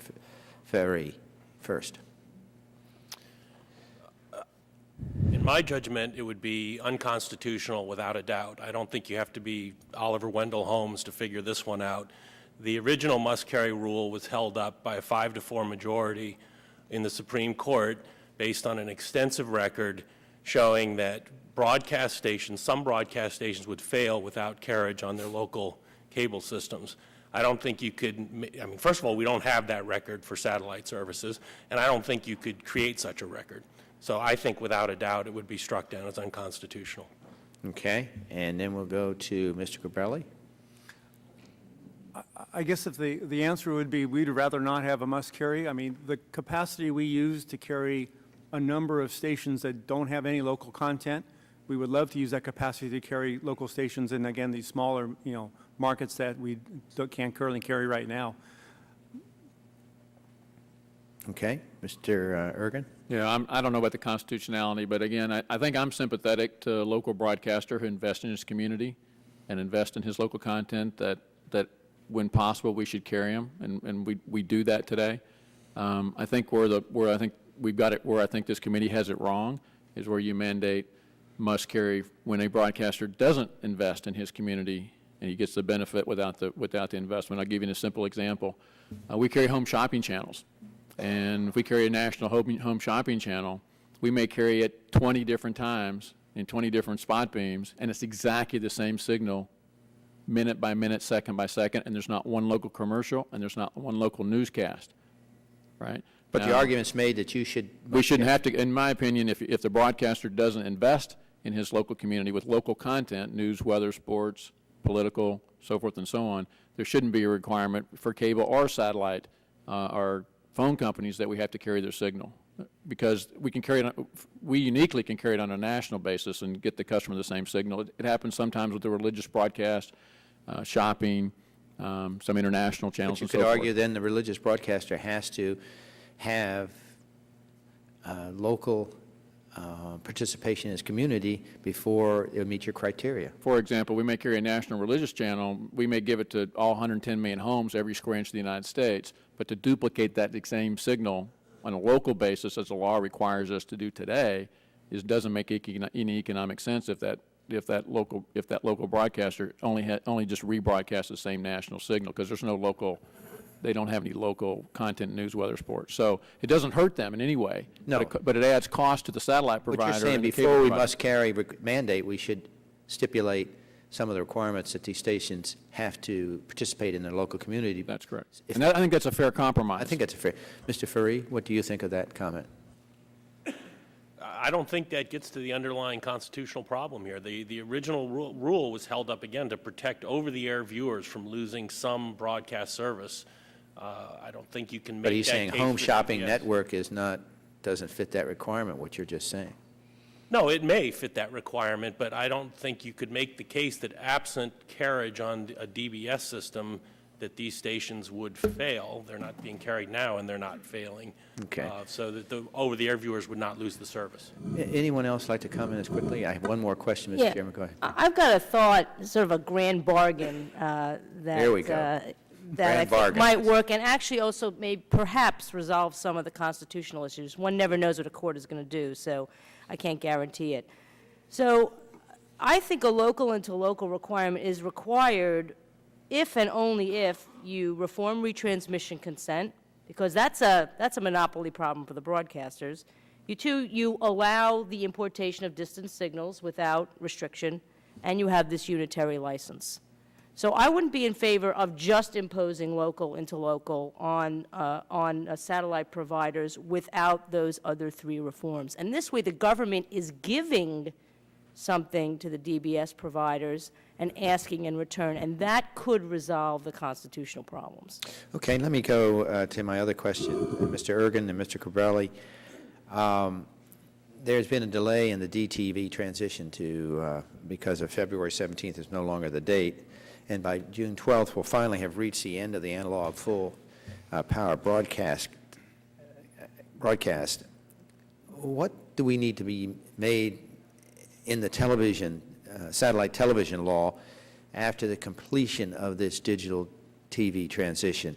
Is it simple as plugging a digital standard into the FCC predictive model and testing and testing regime for distant signal eligibility, or is there anything else that we need to do? Mr. Ergen? Well, assuming you keep the 119 license, and it doesn't go into like a unitary license, 122 as the Copyright Office has recommended, then you must go out, and the digital signal is much different than an analog signal. As we all know, there's a waterfall effect. The signal normally doesn't go as far, and you either get it perfectly or you don't get it at all, or it breaks up a lot on you. So I think there has to be a new model.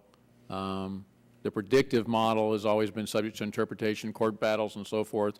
It seems there has to be a way in the digital realm. A customer knows whether he gets a signal or not. In the analog world, it was always subjective as to the picture quality, but in the digital world, the customer knows. And I think there has to be a much better model in the digital world if you're going to keep the 119 license. Okay. Mr. Cabrelli? I agree with Mr. Ergen. I mean, the basis for this was a prediction where the customer could not get an over-the-air signal. So as we go from analog to digital, we need to switch the model from an analog model to a digital model, because that's now the signal that the broadcasters are producing. It is a much more clear drop-off. There's less of this ambiguous, you get a signal so much % of the time, and it's, there's no snow and stuff like that. So we need to go to a digital model. It's a little gap in the way the law versus the digital transition has gone, and use that, because there will still be customers who do not get an over-the-air signal and need some other way of getting network services. Thank you, Mr. Chairman. Thank you very much, Mr. Stearns. The gentleman from Michigan, Mr. Stupak, is recognized for 7 minutes. Thank you, Mr. Chairman. My question's, of course, going to deal with local and the locals. So let me ask Mr. Gabrielli and Mr. Ergen, do you believe local and the local in all 210 markets is in the public interest and would promote localism? Mr. Gabrielli? Okay, I'll take this one first. If it's truly local content, it will certainly help. As Mr. Ergen said, is we both rebroadcast numerous stations locally that are equally available on a national basis. Yeah, but do you believe it's in the public interest to do this? We believe it's in the public interest, but again, I make my point is, both of us are secondary transmitters of a primary broadcast that the broadcasters are supposed to be putting out. Sure. So, how about you, Mr. Ergen? My time's limited, so I'm not going to let you filibuster. Yes, I do believe it's in the public interest, and we would love to be able to do it if the right incentives and legal things were able for us to do it. And of course, obviously, Why do you need incentives? Why do you need incentives? Well, because there's a huge cost to do that. So what are the costs? It costs about $1 million for each beam that you put. So you got 32 more areas you said you have to cover. It's going to cost $32 million. $32 million. It costs about $250,000 or more per year to receive the signal via fiber. So that's 32 times $250,000 per year. In a city, in one DMA like Glendive, Montana, there's 3,700 homes. If you got every single subscriber to Dish Network, you couldn't pay your cost to do it. And in our particular case, so what kind of incentives are you looking for? In our particular case, we do not have a statutory 119 license to be able to bring in the missing short market signals. So what incentives are you looking for? So we would look for a few things. One is some reform of the must-carry legislation so that we can free up bandwidth that helps us from an economic point of view. Second, we would look for some help with how do we get the signal back to our uplink sites. Perhaps we could even share that cost with DirecTV under antitrust exemption and so forth. The third thing we would look for is a license, compulsory license, so that we can bring in short market signals where a network affiliate is missing in the particular short market. So, for example, in the cities that we don't do today, we've done every market that is not a short market. And otherwise, and it makes no sense to do a short market if we can't also deliver the other networks. And so we need reform there from a licensing point of view. And our constituents aren't asking for all four of them. We just want local and the local. Like when my schools were closed yesterday, we want to know that. ABC isn't going to tell me that. Unless it's local media, right? So give me the particular DMA. Which is your DMA? Marquette. Okay, so Marquette is missing which networks? Well, we only have one. Oh, you have one network. So for us to spend over $1 million and $250,000 a year in Marquette, where we only can bring in one network, our customer and we as a company are not able to bring in ABC, CBS, and Fox. That doesn't make economic sense to us. And every market where we as a company can bring in all four networks, we have done it more than anybody else on this panel. we have done it. But we're in a situation where we do not have the ability to bring in all the networks. Well, you mentioned and the capacity. economics don't make sense. Yeah, you mentioned capacity. Would you be willing to provide to the members, would you be willing to provide us responses as to your capacity to reach all 210? Yes, we would. Okay, and you'll provide that to us, and we'll follow it up in writing? Yes, yes, we would. We would like to work with you, Congressman. We'd like to work with you. Gabrielli? Yes, we'll provide that to you. Okay. Well, I'd like to work with you guys too, but the part that bothers me is like when DirecTV, when News Corp bought you out, if you look at the September 22nd, 2003 document, page 4, you said as early as 2006 and no later than 2008, all 210 DMAs would be covered. And I understand you're now owned by Liberty, but we keep getting these promises that we're going to have our local into local, and we never get it. So we have no choice but to enter into a mandatory requirement.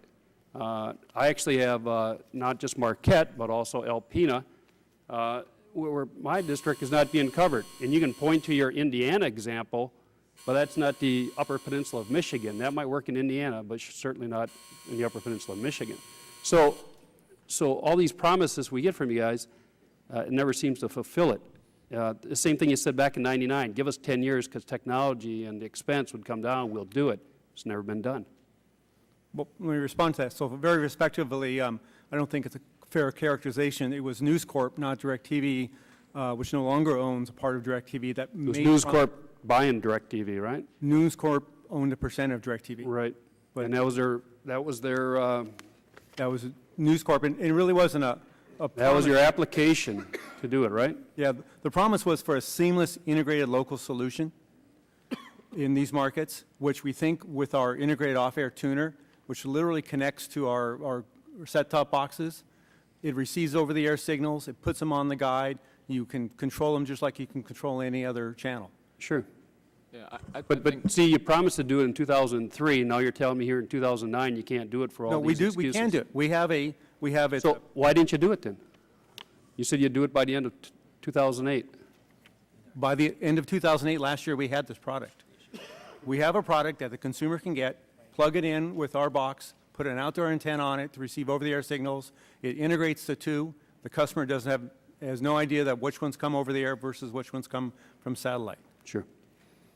Mr. Ergen, you want to say something on it? Well, again, and this is my personal opinion, from a public perspective, what the gentleman from DirecTV says is correct, but from a public perspective, it doesn't really work. I think people want it via satellite because the picture quality is better, and you can always guarantee the customer the signal.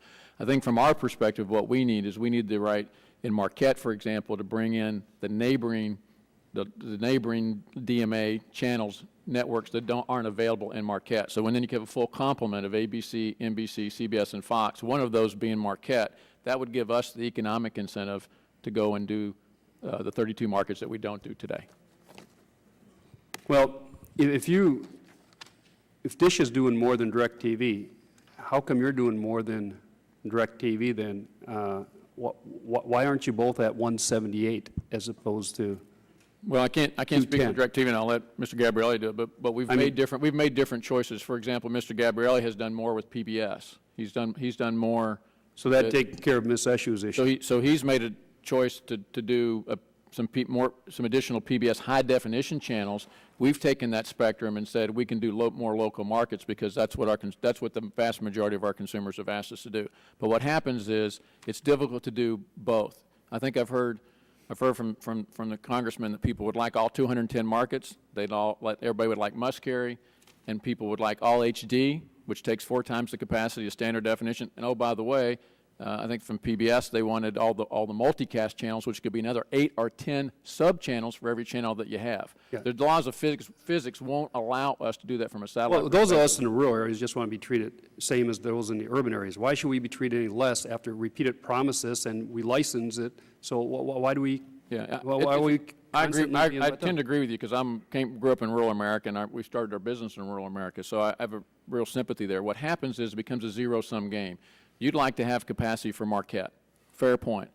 PBS would like to have capacity for high-definition PBS and 10 sub-channels, right?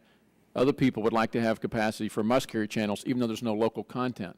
And what happens is we can't physically, the law of physics, do all that inside. We've made huge strides, and as Mr. Gabrielli pointed out, 80% of our capacity today is just for local. Well, that's why I asked the question, and you said you'd provide that capacity issue, because we keep hearing that, but no one ever can directly point to what it is. What I would suggest is, so I'd like to come work with your staff, and I would like to, I think I understand your issue, and I would like you to understand our capacity issues, and we'll certainly come on and show everything. And I'd like to work with you to solve the problem that you're addressing, because I think it's a real problem. We'll follow up with written questions as capacity, because I think it's important for all members of the committee to understand this capacity issue.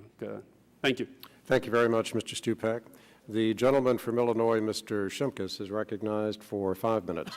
Thank you, Mr. Chairman. And I appreciate my colleague from Michigan's comments. I mean, he's an ardent fighter for rural America, and I appreciate that. But I just want to get a clarification, Mr. Ergen. In this debate, or discussion you had with Mr. Stupak, and I saw another panelist want to get the attention. Are you saying that if, since Marquette has one local station, and that's the market reason why it's difficult, but if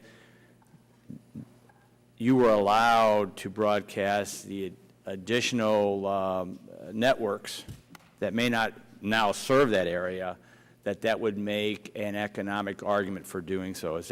Did I hear that right? That's correct. Mr. Yagi, you were jumping out of your seat on that, and I just kind of want to know why. I'm afraid I didn't totally understand the chairman's question when it came to me about short markets. That's a rather new term to me. Marquette, Michigan's a very interesting market. There are 4 affiliated stations in Marquette, Michigan. 2 of them are doing news. One is a satellite, full-fledged satellite of the CBS station out of Green Bay. And yes, I think that should be carried and should be part of the carriage. The Fox station there is in terrible economic shape.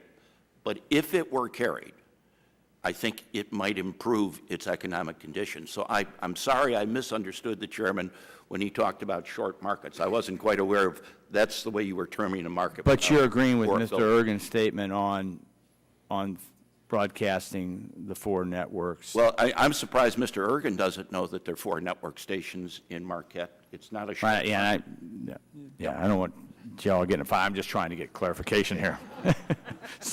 We're all among friends here. What I have learned in the digital transition, not the satellite debate, is that there's going to be some communities that, because of the length of the analog signal, they're going to assume that that is their local station, where when we do a digital broadcast, the local affiliates are going to say, this is our market area, and this is how far we're going to service.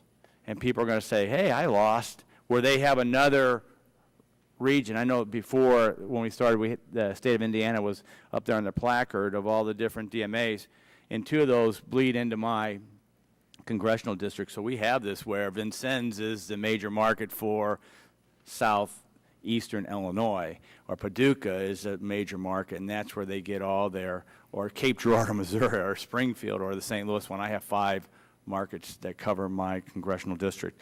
Let me ask a question to all the panelists, and the time is short, so if you kind of keep in, this is not a gotcha one, this is just, I do some gotcha questions every now and then, but even apart from specific substantive changes to this legislation, could we improve things by simplifying the law? The current law is written. Is there things that we can simplify that makes it easier versus any major rewrite? And let's just go left to right. Mr. Ferry? I'm not sure how to answer that question. Simpler is always better, but right now I don't have an obvious answer. That's fine. I advocate for one unitary license. There's no rationale, either technologically or for any other reason, to have satellite and cable under 2 different compulsory licenses. I think in the short term, a DMA fix allowing the importation of, signals from adjacent DMAs or in-state DMAs, that's pretty simple. That's not hard.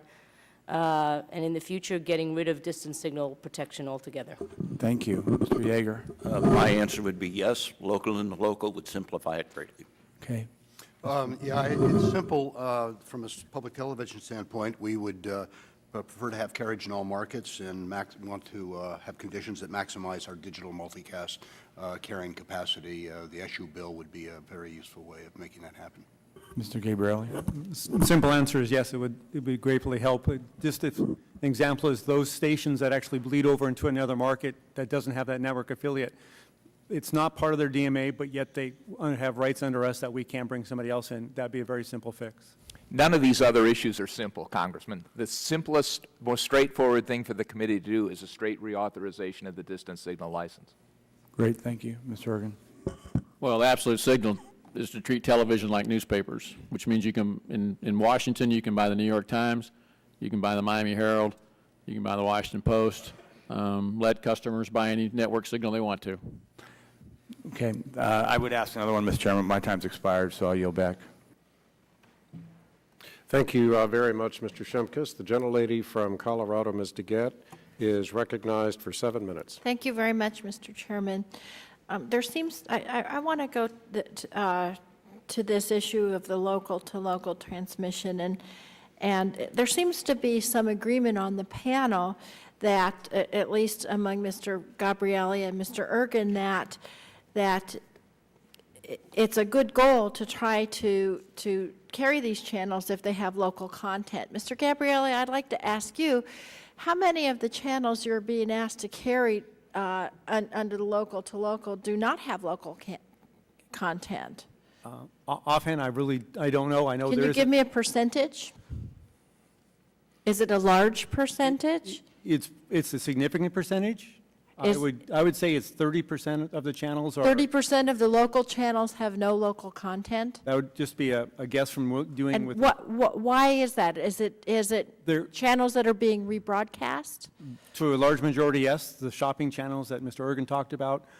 Certain religious channels are just strictly delivered by satellite to a facility and just rebroadcasted out to that local channel. Mr. Ergen, would you agree with that percentage, 30%? The channels that have no local content is between 15 and 20%. 15 and 20%, okay.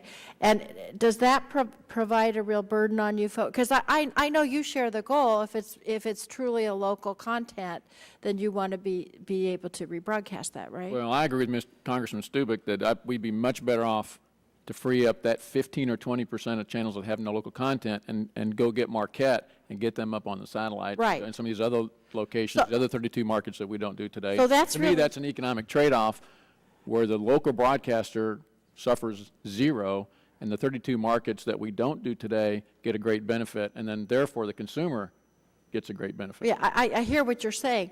And that kind of goes to the heart of the issue. How are you going to determine who determines whether there's local content? My suggestion would be that probably the broadcasters submit to the FCC or so forth, and they determine that the cutoff that you're allocated is just as they define a network today. I believe the FCC could define a local content hurdle that would. Okay, so you think it should be up to the FCC? I mean, I'd prefer that this committee do it, but I think that the actual expert on it would probably be the FCC. The chairman in charge of determining that. I wanted to ask you, Mr. Rowland. I want you to ask you to comment on that, because it seems to me to make sense, on the one hand, to require transmission of shows truly with local content. But if you have these retransmitted shows that don't have any local content, that seems to be cluttering up the problem. What's your response to that? Well, I think from a public television standpoint, there is a tremendous amount of local content in all of the licensees. The stations across the country are not just retransmitters of the PBS. Well, I don't think that's the problem that Mr. Gabrielli and Mr. Ergen are identifying, though, is the PBS. There's a different problem they see with that, which I'll get to in a minute. But what they're saying is there's a lot of other shows, shopping shows and other shows, that have no local content that they're being asked to I mean, for example, with Colorado Public Broadcasting, if they were transmitting that, sure, they might have some of the national PBS shows, but there would also be substantial local content. So I think you'd be okay. What about these shows that are just being rebroadcast by local TV stations that really don't have any local content at all? Yeah, that is a very difficult issue, and I don't have a real clear sense of the dimensions of that problem. Well, as Mr. Ergen just said, it's 15 to 20%. Yeah, I haven't seen the statistics on that, and I have to look at it much more closely. What's the view of the public broadcast systems? I don't know if you're here representing them or just Colorado Public Broadcasting, but of that 15 to 20%, what would your view be if we could somehow find some standard to take that out? Wouldn't that free up space for you folks to get broadcast? Yeah, it might. Have you thought about that issue? No, I haven't. Okay. Now that might be worth doing. Now, what about this point that Mr. Gabrielli was making about it's not just public broadcast system, but it's also high definition, and then there's all of these substations. I didn't really understand that issue so much. Is that something that the public broadcasting system is shooting for? And I think what has happened, of course, is that as digital has advanced, and it's always a moving target, it's dynamic, it's changing with compression technologies. We're no longer in a world of a single HD channel opportunity any longer. You can get more multicast capacity, and many of those are very, very valuable services. To think of them as sub-channels sometimes demeans them when in fact they are very, very important in the eyes of the viewers who use them.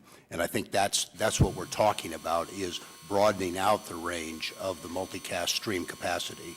Well, so that's a very interesting question then. And that question is how, as we broaden out the HD capacity of the local shows and the public broadcasting, how much of that should these folks be required to carry? Well, I think ultimately the objective would be to have as much as we are otherwise putting out over our free over-the-air transmitters, in effect the full 19.4 megabits capacity that we have. And Mr. Ergen, what's your view on that? Well, you've asked a really good question there. Thanks. To today's technology, that 19.4 megabits could be 15 channels, and so I don't think it's realistic to pass legislation that would require cable and satellite and phone broadcaster companies to retransmit 10 or 12 or 15 PBS subchannels. We are supportive of the core PBS signal, and we do believe it does in almost every case have a lot of local content and needs the local fundraising. So we are very, very supportive of the national PBS, or the main PBS feed, but the multicast is not a requirement that anybody has burdened us with today, and we would be against that. Mr. Rowland, what's your response to that? That you should really look at the number of channels, not the number of... Yeah, and evaluate the services that are being provided. In Colorado, as you know, we've got 2 public television stations. Traditionally, in the analog world, they've been quite differentiated from one another. They have been value added in the public broadcasting firmament of television services. Between us now, we offer 6 multicast streams that are all differentiated from one another, ranging from Latino-oriented programming through to international news and public affairs, that together add up to a considerable service that's not otherwise available in the market. And so it seems reasonable to argue that those services should be made available. You didn't exactly answer that, but I get the sense that frankly, the public broadcasters and the companies share sort of some of the core values, and the question is, how do we make it work? So I will reiterate, at least for my own industries, what I did before, which is I would be happy to convene a meeting of you folks to talk about what we should do and if there's some kind of resolution. I had done that before, and that never came about, so I'll do it publicly right now. We would relish that. Thank you. And just understand, we understand there are some capacity issues in the PBS world, and we're willing to work around that. Great. We have with DirecTV already. Thank you. Thank you very much. Thank you very much, Ms. DeGette. The gentleman from Georgia, Mr. Deal, is recognized for 5 minutes. Thank you, Mr. Chairman. There are issues here that some people want to talk about, some people don't. Mr. Franks, I was somewhat amazed when you made the pronouncement that the DMAs and the retransmission consent are not broken and we shouldn't tamper with it, and that a straight reauthorization is what this committee should be dealing with. I'm sure that was spoken with the same conviction that King George dismissed the taxation without representation of our early colonial revolutionaries. It is a statement of a monopolist.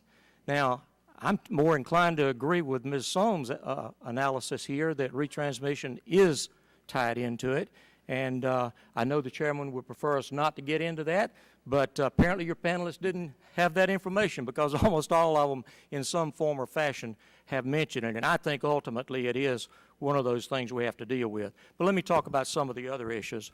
Mr. Yeager, what percentage of the viewing population of your broadcasters receive their signal now over the air? Well, it varies by market. Well, average overall. Now, I'm told that the 2006 FCC study showed that it was about 15%. That's probably a good average. Do you expect that percentage to increase or decrease with the digital transition? I'm hoping it decreases. All right. So less and less people are going to get their signal from your broadcasters free of charge. They're going to have to go through some of these other mediums, cable, et cetera. Well, no, the over-the-air signal will still be very, very strong, and I think it'll be superior in digital than it has been in analog. But you said it was going to decrease in percentage of viewers. Well, I think that's true, because right now, the preferred delivery method for digital has been through cable and satellite. But as we get the converter boxes out, as we see more conversion to digital on the part of the home set, I think you'll see about the same kind of 15, 16%. So you think it may go up then? I thought you just said a minute ago it would go down. What I'm really saying is, I think it will go down because second sets are not included in anything we're doing. Okay. Let me ask you, you like the DMA system, is that right? You like what DMAs give you in the terms of protection? I believe in the DMA system as a way to designate a marketing area where there's a common kind of commonality of interests of the people that serve. Well, that's all well and good, but over the air doesn't serve the needs of constituents in the DMAs. What are your broadcasters doing to increase or enhance the ability to reach those viewers without the necessity of going through some of the multi-channel providers? I'm sorry, I'm not quite sure I understand the question. There are places in my district, and I think everybody we've heard from, places in their district, they can't get your broadcaster's signal over the air. Now, in going to digital may or may not enhance that spread. In fact, I'm inclined to think it may decrease it rather than increase it. If you are not doing anything to enhance the ability to expand the over-the-air, why would you object to us looking at the issue of DMAs as to the problems they present? Well, we think, first of all, that the local and the local will solve the problem of people not being able to get a signal. All right, well, let me ask you this. Mr. Deal, may I interrupt? You may not hold my opinion in high regard, but I would like to express it. Maybe you can enhance my opinion. I'll try valiantly. Actually, we're spending hundreds of millions of dollars on the digital transition to try and perfect that signal. In many instances, we're still not on the designated channel that we'll be on. We're not at the tower height. So as soon as we do make those switches, we know for a fact that KCBS in Los Angeles is not going to as easily reach the full market as the KCBS analog. We're prepared to spend millions of dollars trying to enhance that signal, change the antenna height, if need be, go to translators and repeaters so that we do, it's in our interest. We do better in over-the-air homes. We get higher ratings in over-the-air homes. So it's very much in our economic... But you don't get the retransmission money. Oh, you know what? I would happily go back to a 3-channel universe, no retransmission. That was a wonderful business, Congressman, and I'd go back... All right, well, let me ask you this. I don't think we're going back to that, but we may be going to... I'd swear off retrans if we could go back to an over-the-air regime, purely over-the-air. We may go to a consideration of allowing some of your CBS affiliates to cross the DMA boundaries. They can do it today. I keep hearing this concern about local news. I grew up, well, the map's not. I grew up in that corner of Indiana, Michigan City. We were served by the Chicago market. My father commuted to Chicago, so we had an economic affinity with Chicago. But if there's a desire to bring South Bend news into Michigan City, that can be done today. It can be done this afternoon with no change to the law, no change to regulation. So you're saying then the issue of joining DMAs or in-state DMAs crossing those lines is not an issue? I think it's only an issue for people who are masquerading for either to evade retrans or to bring in competing network, a second source of network programming. But what I hear from this committee is that the desire is for news. If the desire is for news, that is controlled by the local station. They control the copyright. They can authorize it this afternoon.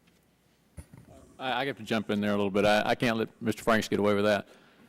He is talking just about news, and it's not practical. That means we'd be turning on and off that channel 6, 8, 10 times a day. It means when a senator runs his political commercial, you don't get it across state lines. And we always know people think about their weather and their news and their sports and everything else. So it just doesn't work from a practical point of view.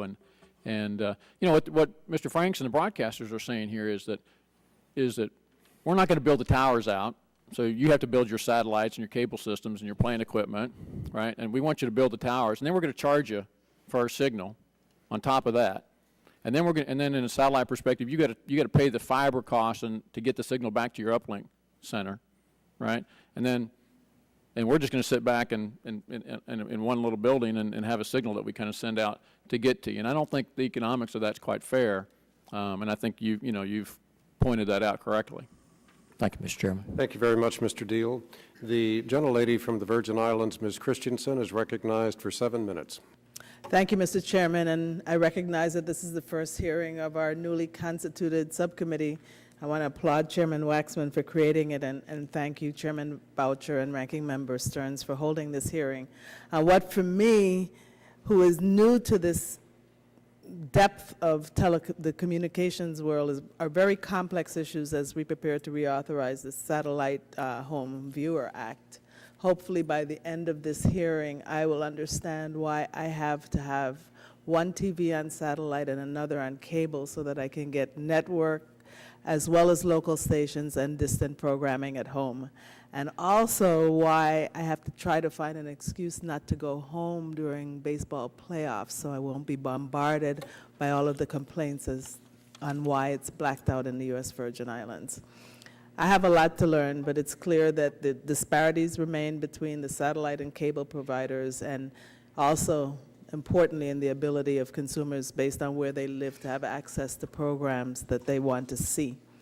It's also clear that we're reauthorizing this act in a time of a changing landscape in terms of how broadcast programming is provided and the move to digital. So I want to thank my colleagues in the panel for this baptism by fire, but I'm learning. Mr. Franks, I'm still trying to get clear on all of the issues around DMA. It's okay, so am I, Congressman. Okay. But as I was reading last night, I guess Mr. Yeager also feels similarly to you, but I thought that you were the only one that didn't want to change the system, and I have a very simple question on that. Is that the position of all of the network stations, or is that just I can only speak for CBS and the stations we own, Congresswoman. I can't speak for the other networks. So, okay. Thank you.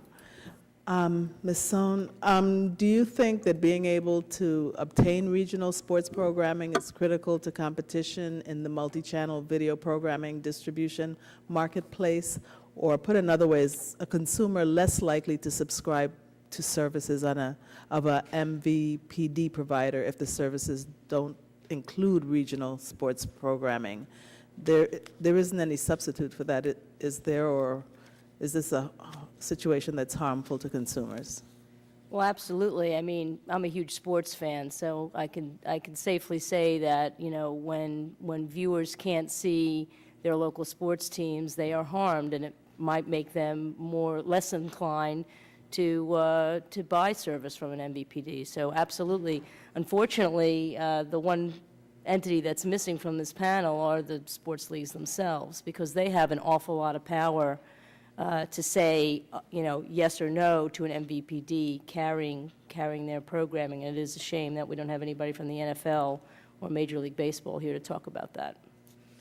Yes, then I could ask them my question about the Virgin Islands, too. Thank you. Thank you. Who's from cable? We have a cable witness? Okay.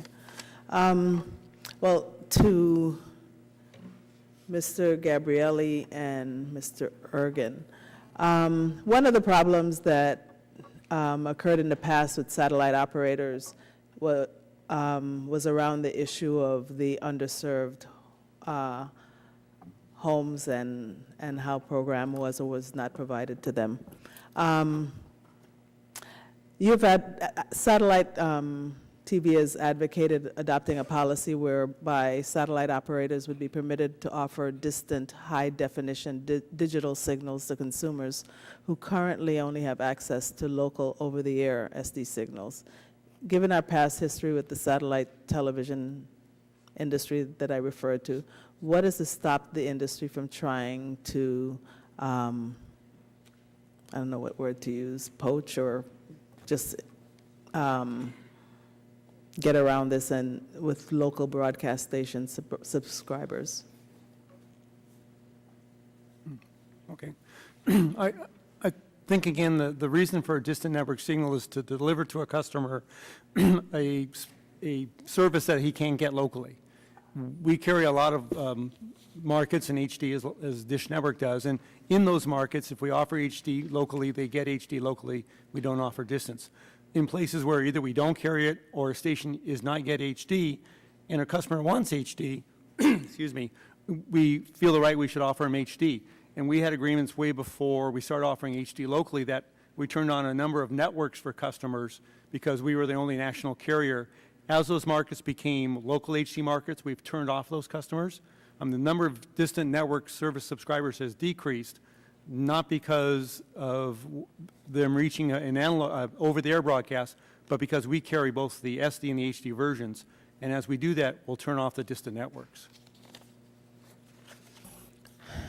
Okay. Ms. Sohn or anyone else who might want to answer this, I'm informed that the Communication Act permits cable companies to refuse to permit access to certain programming if it's provided terrestrially, the so-called terrestrial loophole. It seems that the FCC thinks the current law prevents it from taking action on this. Is the Commission right, or do you think, would you recommend a fix as we reauthorize this act? Well, I would love to see Congress close the terrestrial loophole.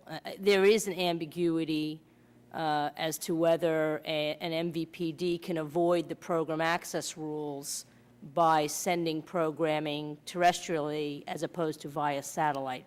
Because the 1992 Cable Act says that if a vertically integrated cable operator sending programming via satellite does not make that programming available on reasonable and non-discriminatory terms, then somebody can file a program access complaint at the FCC. But because at the time the Cable Act was passed, the programming wasn't sent terrestrially, it was sent via satellite, so therefore Congress used those words, I think, not recognizing that the technology would change, which is, of course, a good warning to Congress when they do pass laws to try to be as technologically neutral as possible. So that's a long-winded answer to your question to say that I do think that Congress should make it clear that however a vertically integrated cable operator provides programming, it should be subject to the program access rules. Well, I don't know if anyone had another comment. I got about 5 seconds. Well, I guess we just agree the same thing. There's only a couple cases where there's loopholes being used, and it's specifically being used to keep both the Dish Network and us from carrying that content. There's really no reason for it anymore. Thank you. Thank you, Mr. Chairman. Thank you very much, Ms. Christensen. The gentlelady from Tennessee, Ms. Blackburn, is recognized for 5 minutes. Thank you, Mr. Chairman. And I just have a couple of questions. Mr. Faria, I want to come first to you. In your testimony, you had specifically said that you believe consumers should be permitted to access whatever programming they desire so long as distributors and right holders can negotiate an agreement in the free market.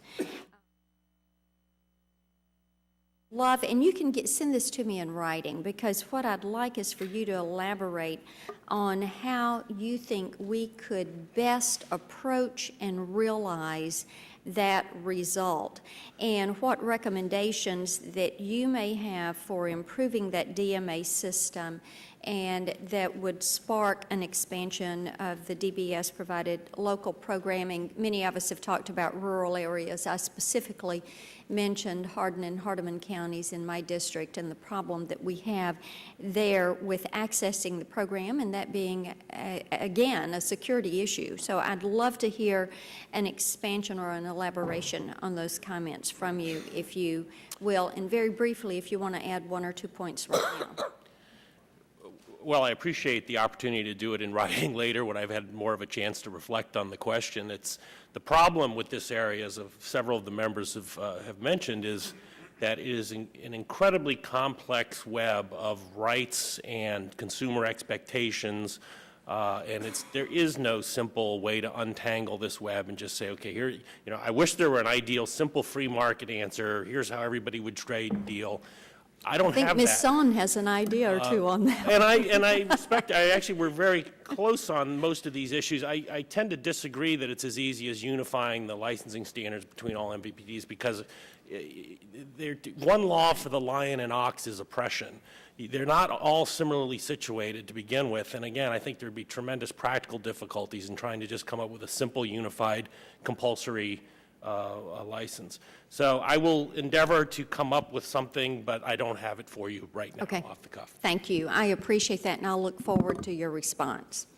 Mr. Yeager, I want to come to you, if I may, please, sir. Thank you for your testimony. I know you favor that DMA system, and I wonder if you'd favor it in a digital world. But the question I really want to ask you goes to what I think is one of the Act's bedrock principles, which is Section 122 of the Copyright Act, which gives you a compulsory license for satellite carriers to retransmit your programming in a local market, and it allows all of you broadcasters to maintain control over that programming, to protect those advertising revenues, and then to ensure appropriate compensation to you for that signal and its content. And that makes sense to me, and I agree with that, because I think that it is an appropriate intellectual property protection.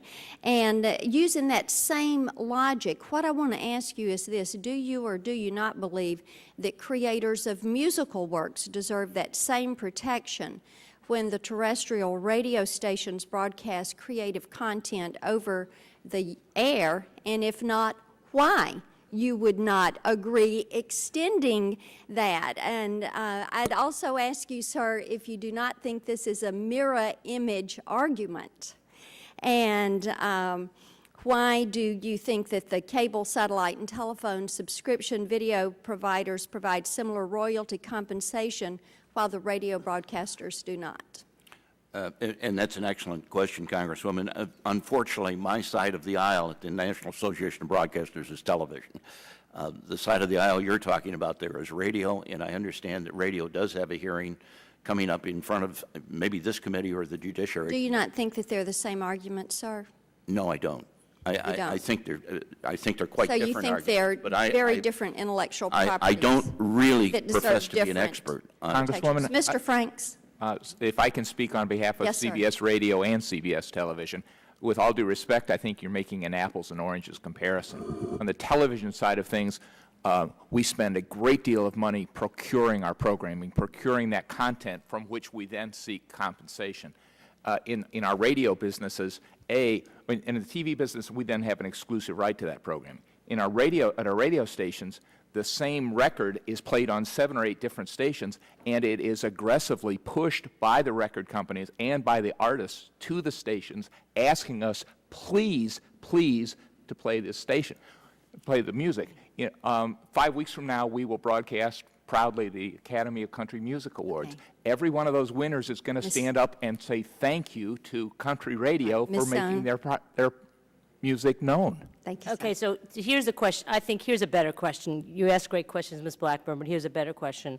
Why does satellite radio pay public performance royalties to the artists in the recording industry? Why do webcasters, who are going out of business, pay those royalties, but over-the-air broadcasting does not? That's the comparison that makes absolutely no sense, because those satellite radio and webcasting promote the heck out of music just the same as broadcasters do, and if those two have to pay, in my opinion, broadcasters should pay as well. Thank you, ma'am. Yield back.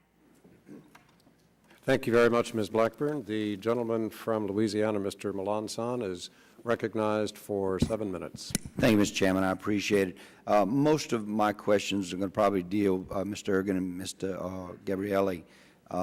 I have a distinct issue that raises its head around the end of May and kind of hangs around till November of each year. It's called hurricane season.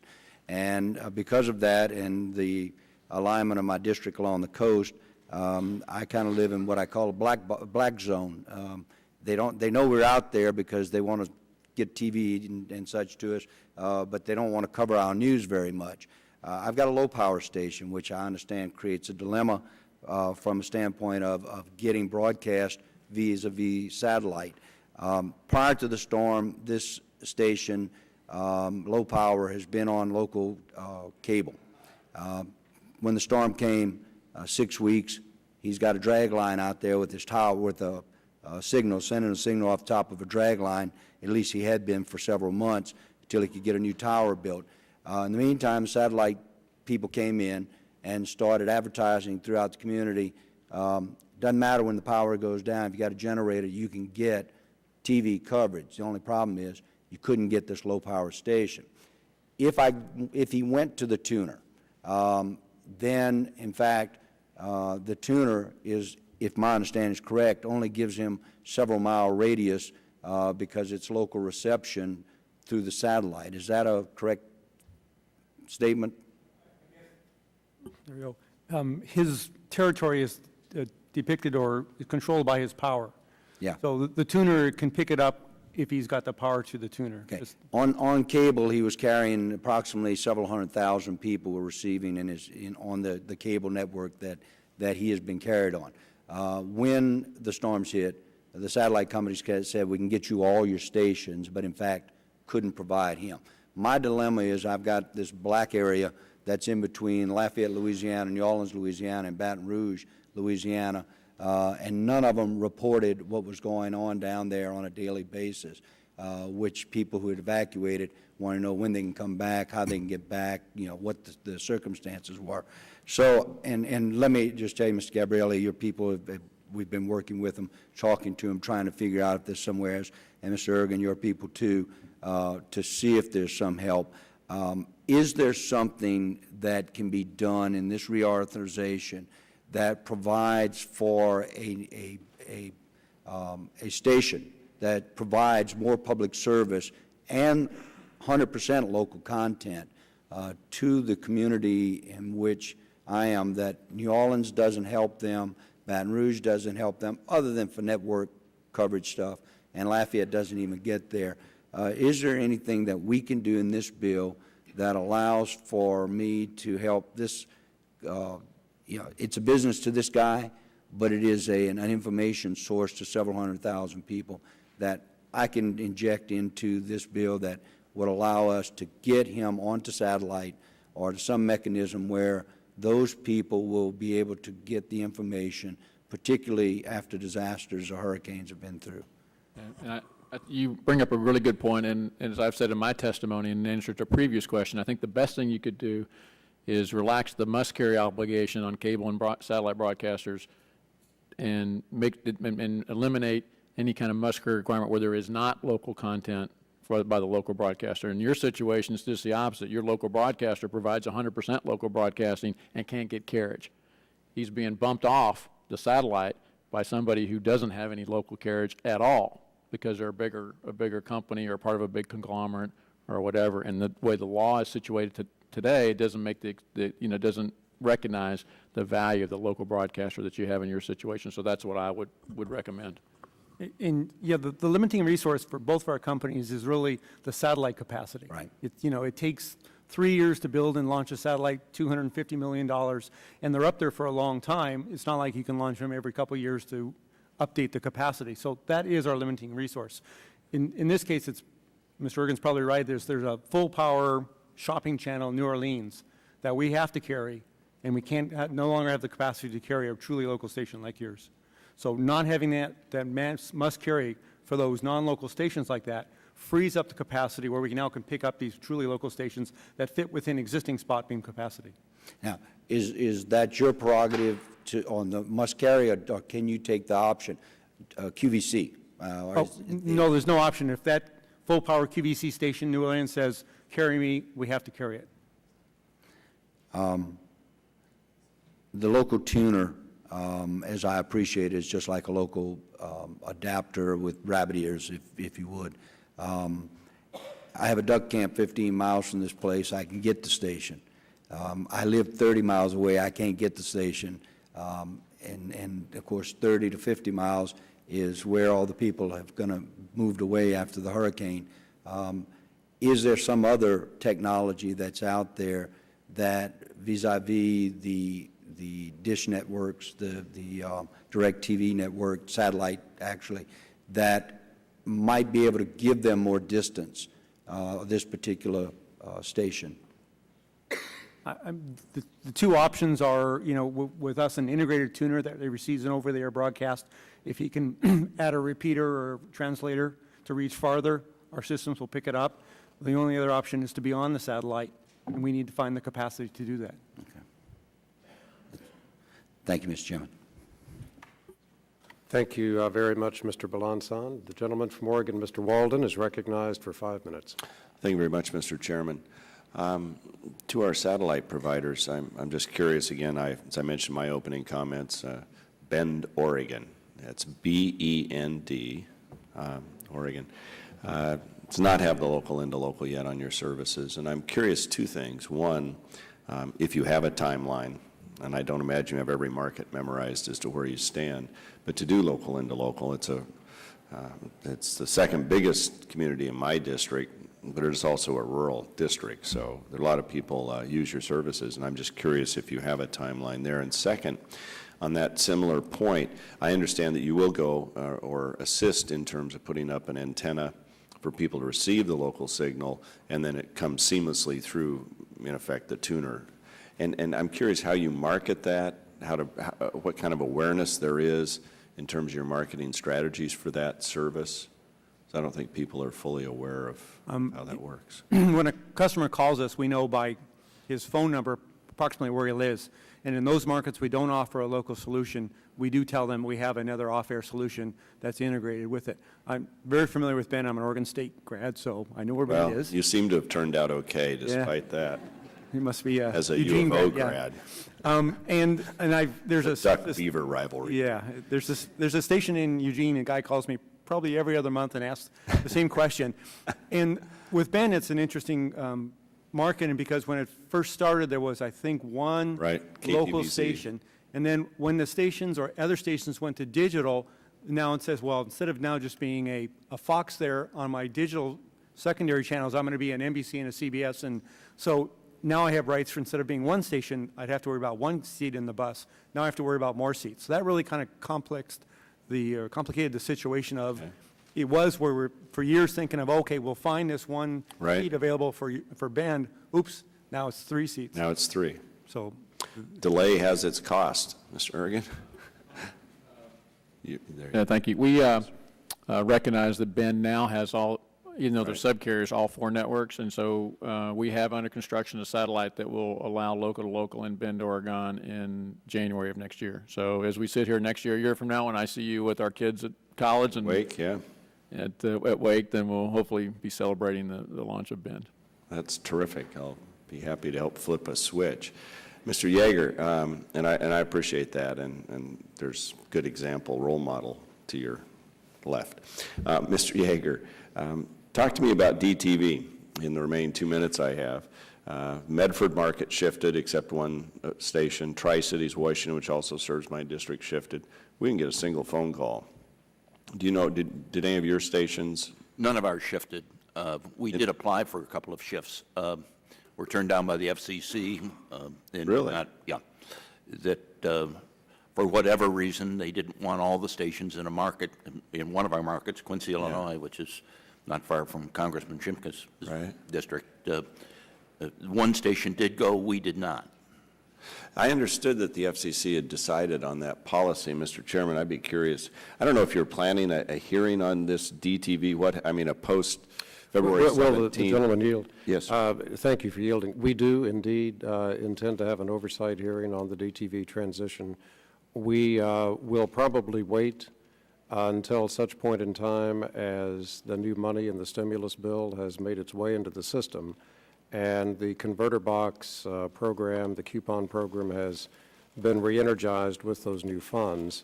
So it will not be the most immediate thing that we do, but certainly in the spring of this year, well before the June 12 transition date, we will have an oversight hearing on that, and I thank the gentleman for yielding. Well, and I'm glad we're going to do the hearing. I would actually argue just the opposite, and maybe it's because I'm now syncing with our new president who wants us to, reduce spending where we can, that maybe if this transition worked okay in the markets where it's occurred, we wouldn't need to spend all that money, and this would be a great place and time to save a little. One other comment, and Mr. Yeager, maybe you can address this. Fairness doctrine. Congressman Pence and I succeeded in getting an amendment in to prevent the FCC from using its funds to promulgate some version of the fairness doctrine. I understand in the omnibus bill that we're about to vote on that restriction's been stripped out.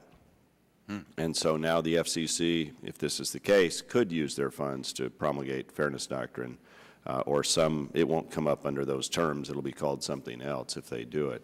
Is that a concern you have, and do you think it should apply to cable and satellite if it does come back? Well, it's a major concern to me, and I hope it doesn't come back, and if it doesn't apply to us, then it certainly shouldn't apply to cable or satellite. Gentlemen from our satellite distributors, what's your view on fairness doctrine?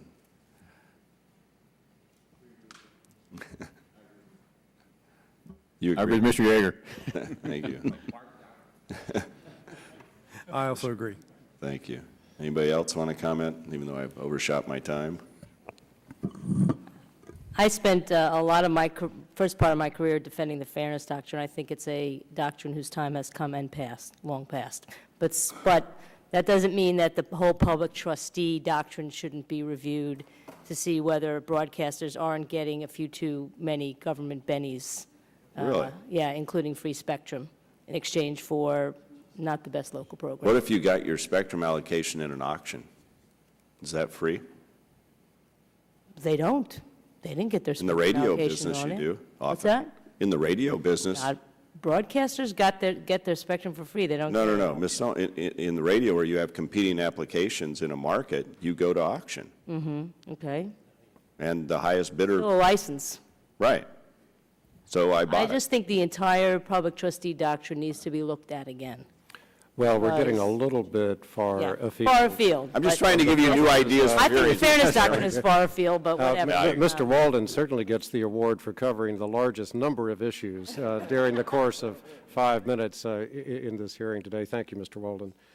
The gentleman from California, is that Mr. Booyer is here? Yes. The gentleman from Indiana, Mr. Booyer, is recognized for 5 minutes. Thank you.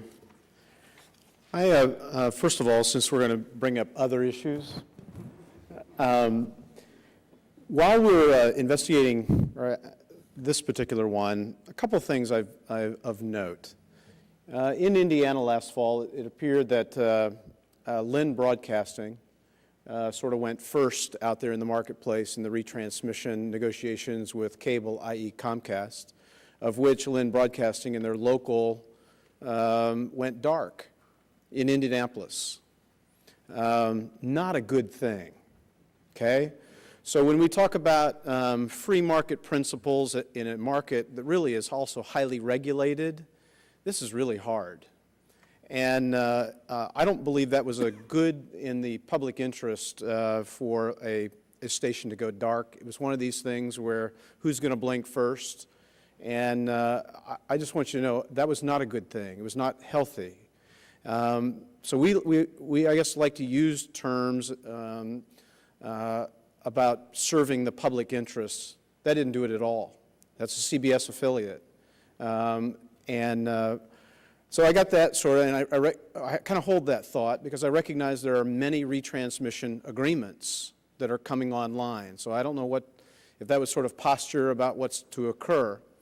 And then I noticed that, Mr. Franks, I don't want to pick on you, but I had noticed in December that your CEO of CBS had made some comments about how the model of the network broadcast, it's changing, and we have to change with the landscape.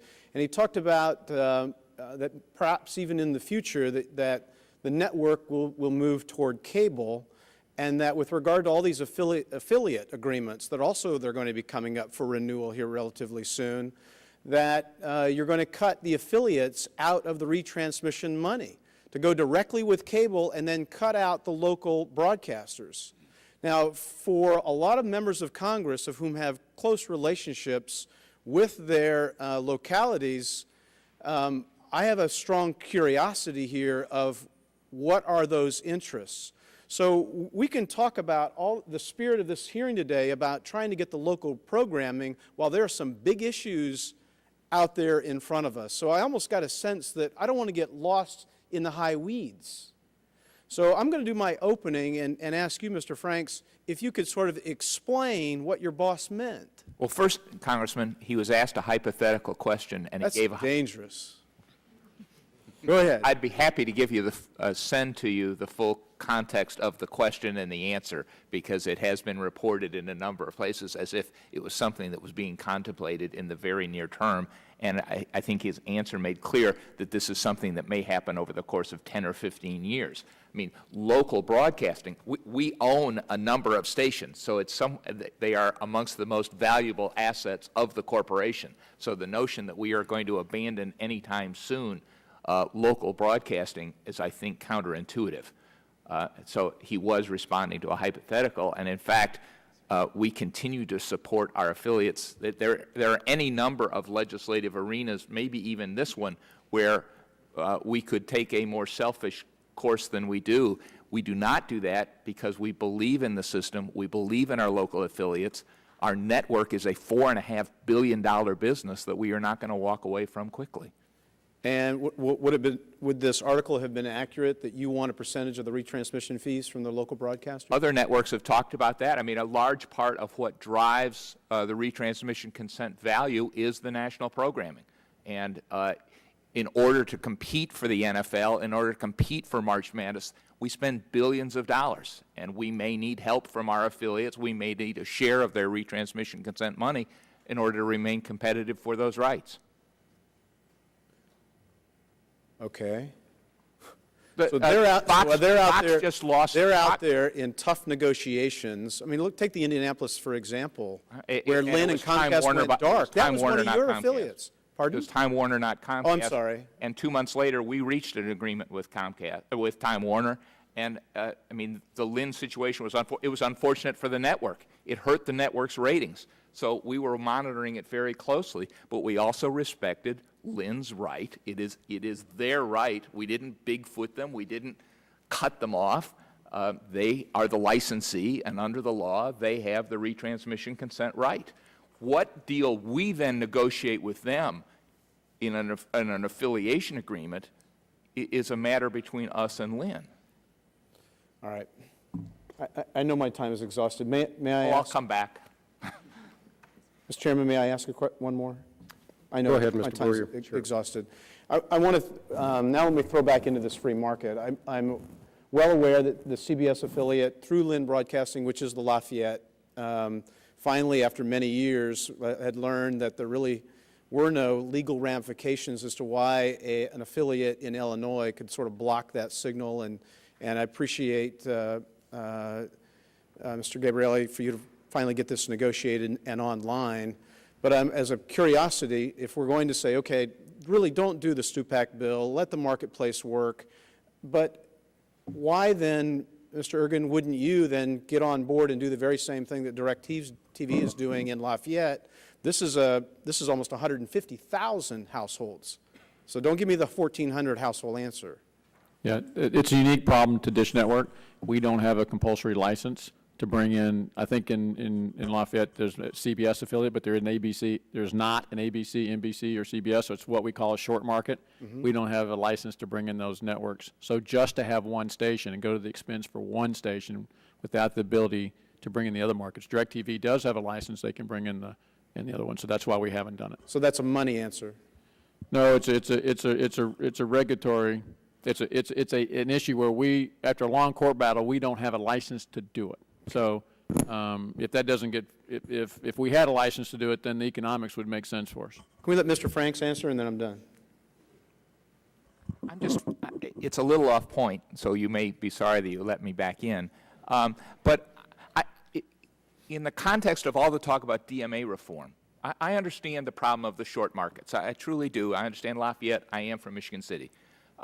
But why it is then preferable to bring in our station from New York to Lafayette, as opposed to figuring out a way to bring the Indianapolis stations into Lafayette, when here we're talking about we need more help on getting in-state signals to, and then you're going to bring in New York City. I understand the attractiveness of providing the network programming, but it sure isn't localism. On that note, thank you, Mr. Booyer. Thank you, members of the panel, for what has been a very constructive and informative conversation. We will be having further discussions with each of you, I'm sure, as we construct the legislation.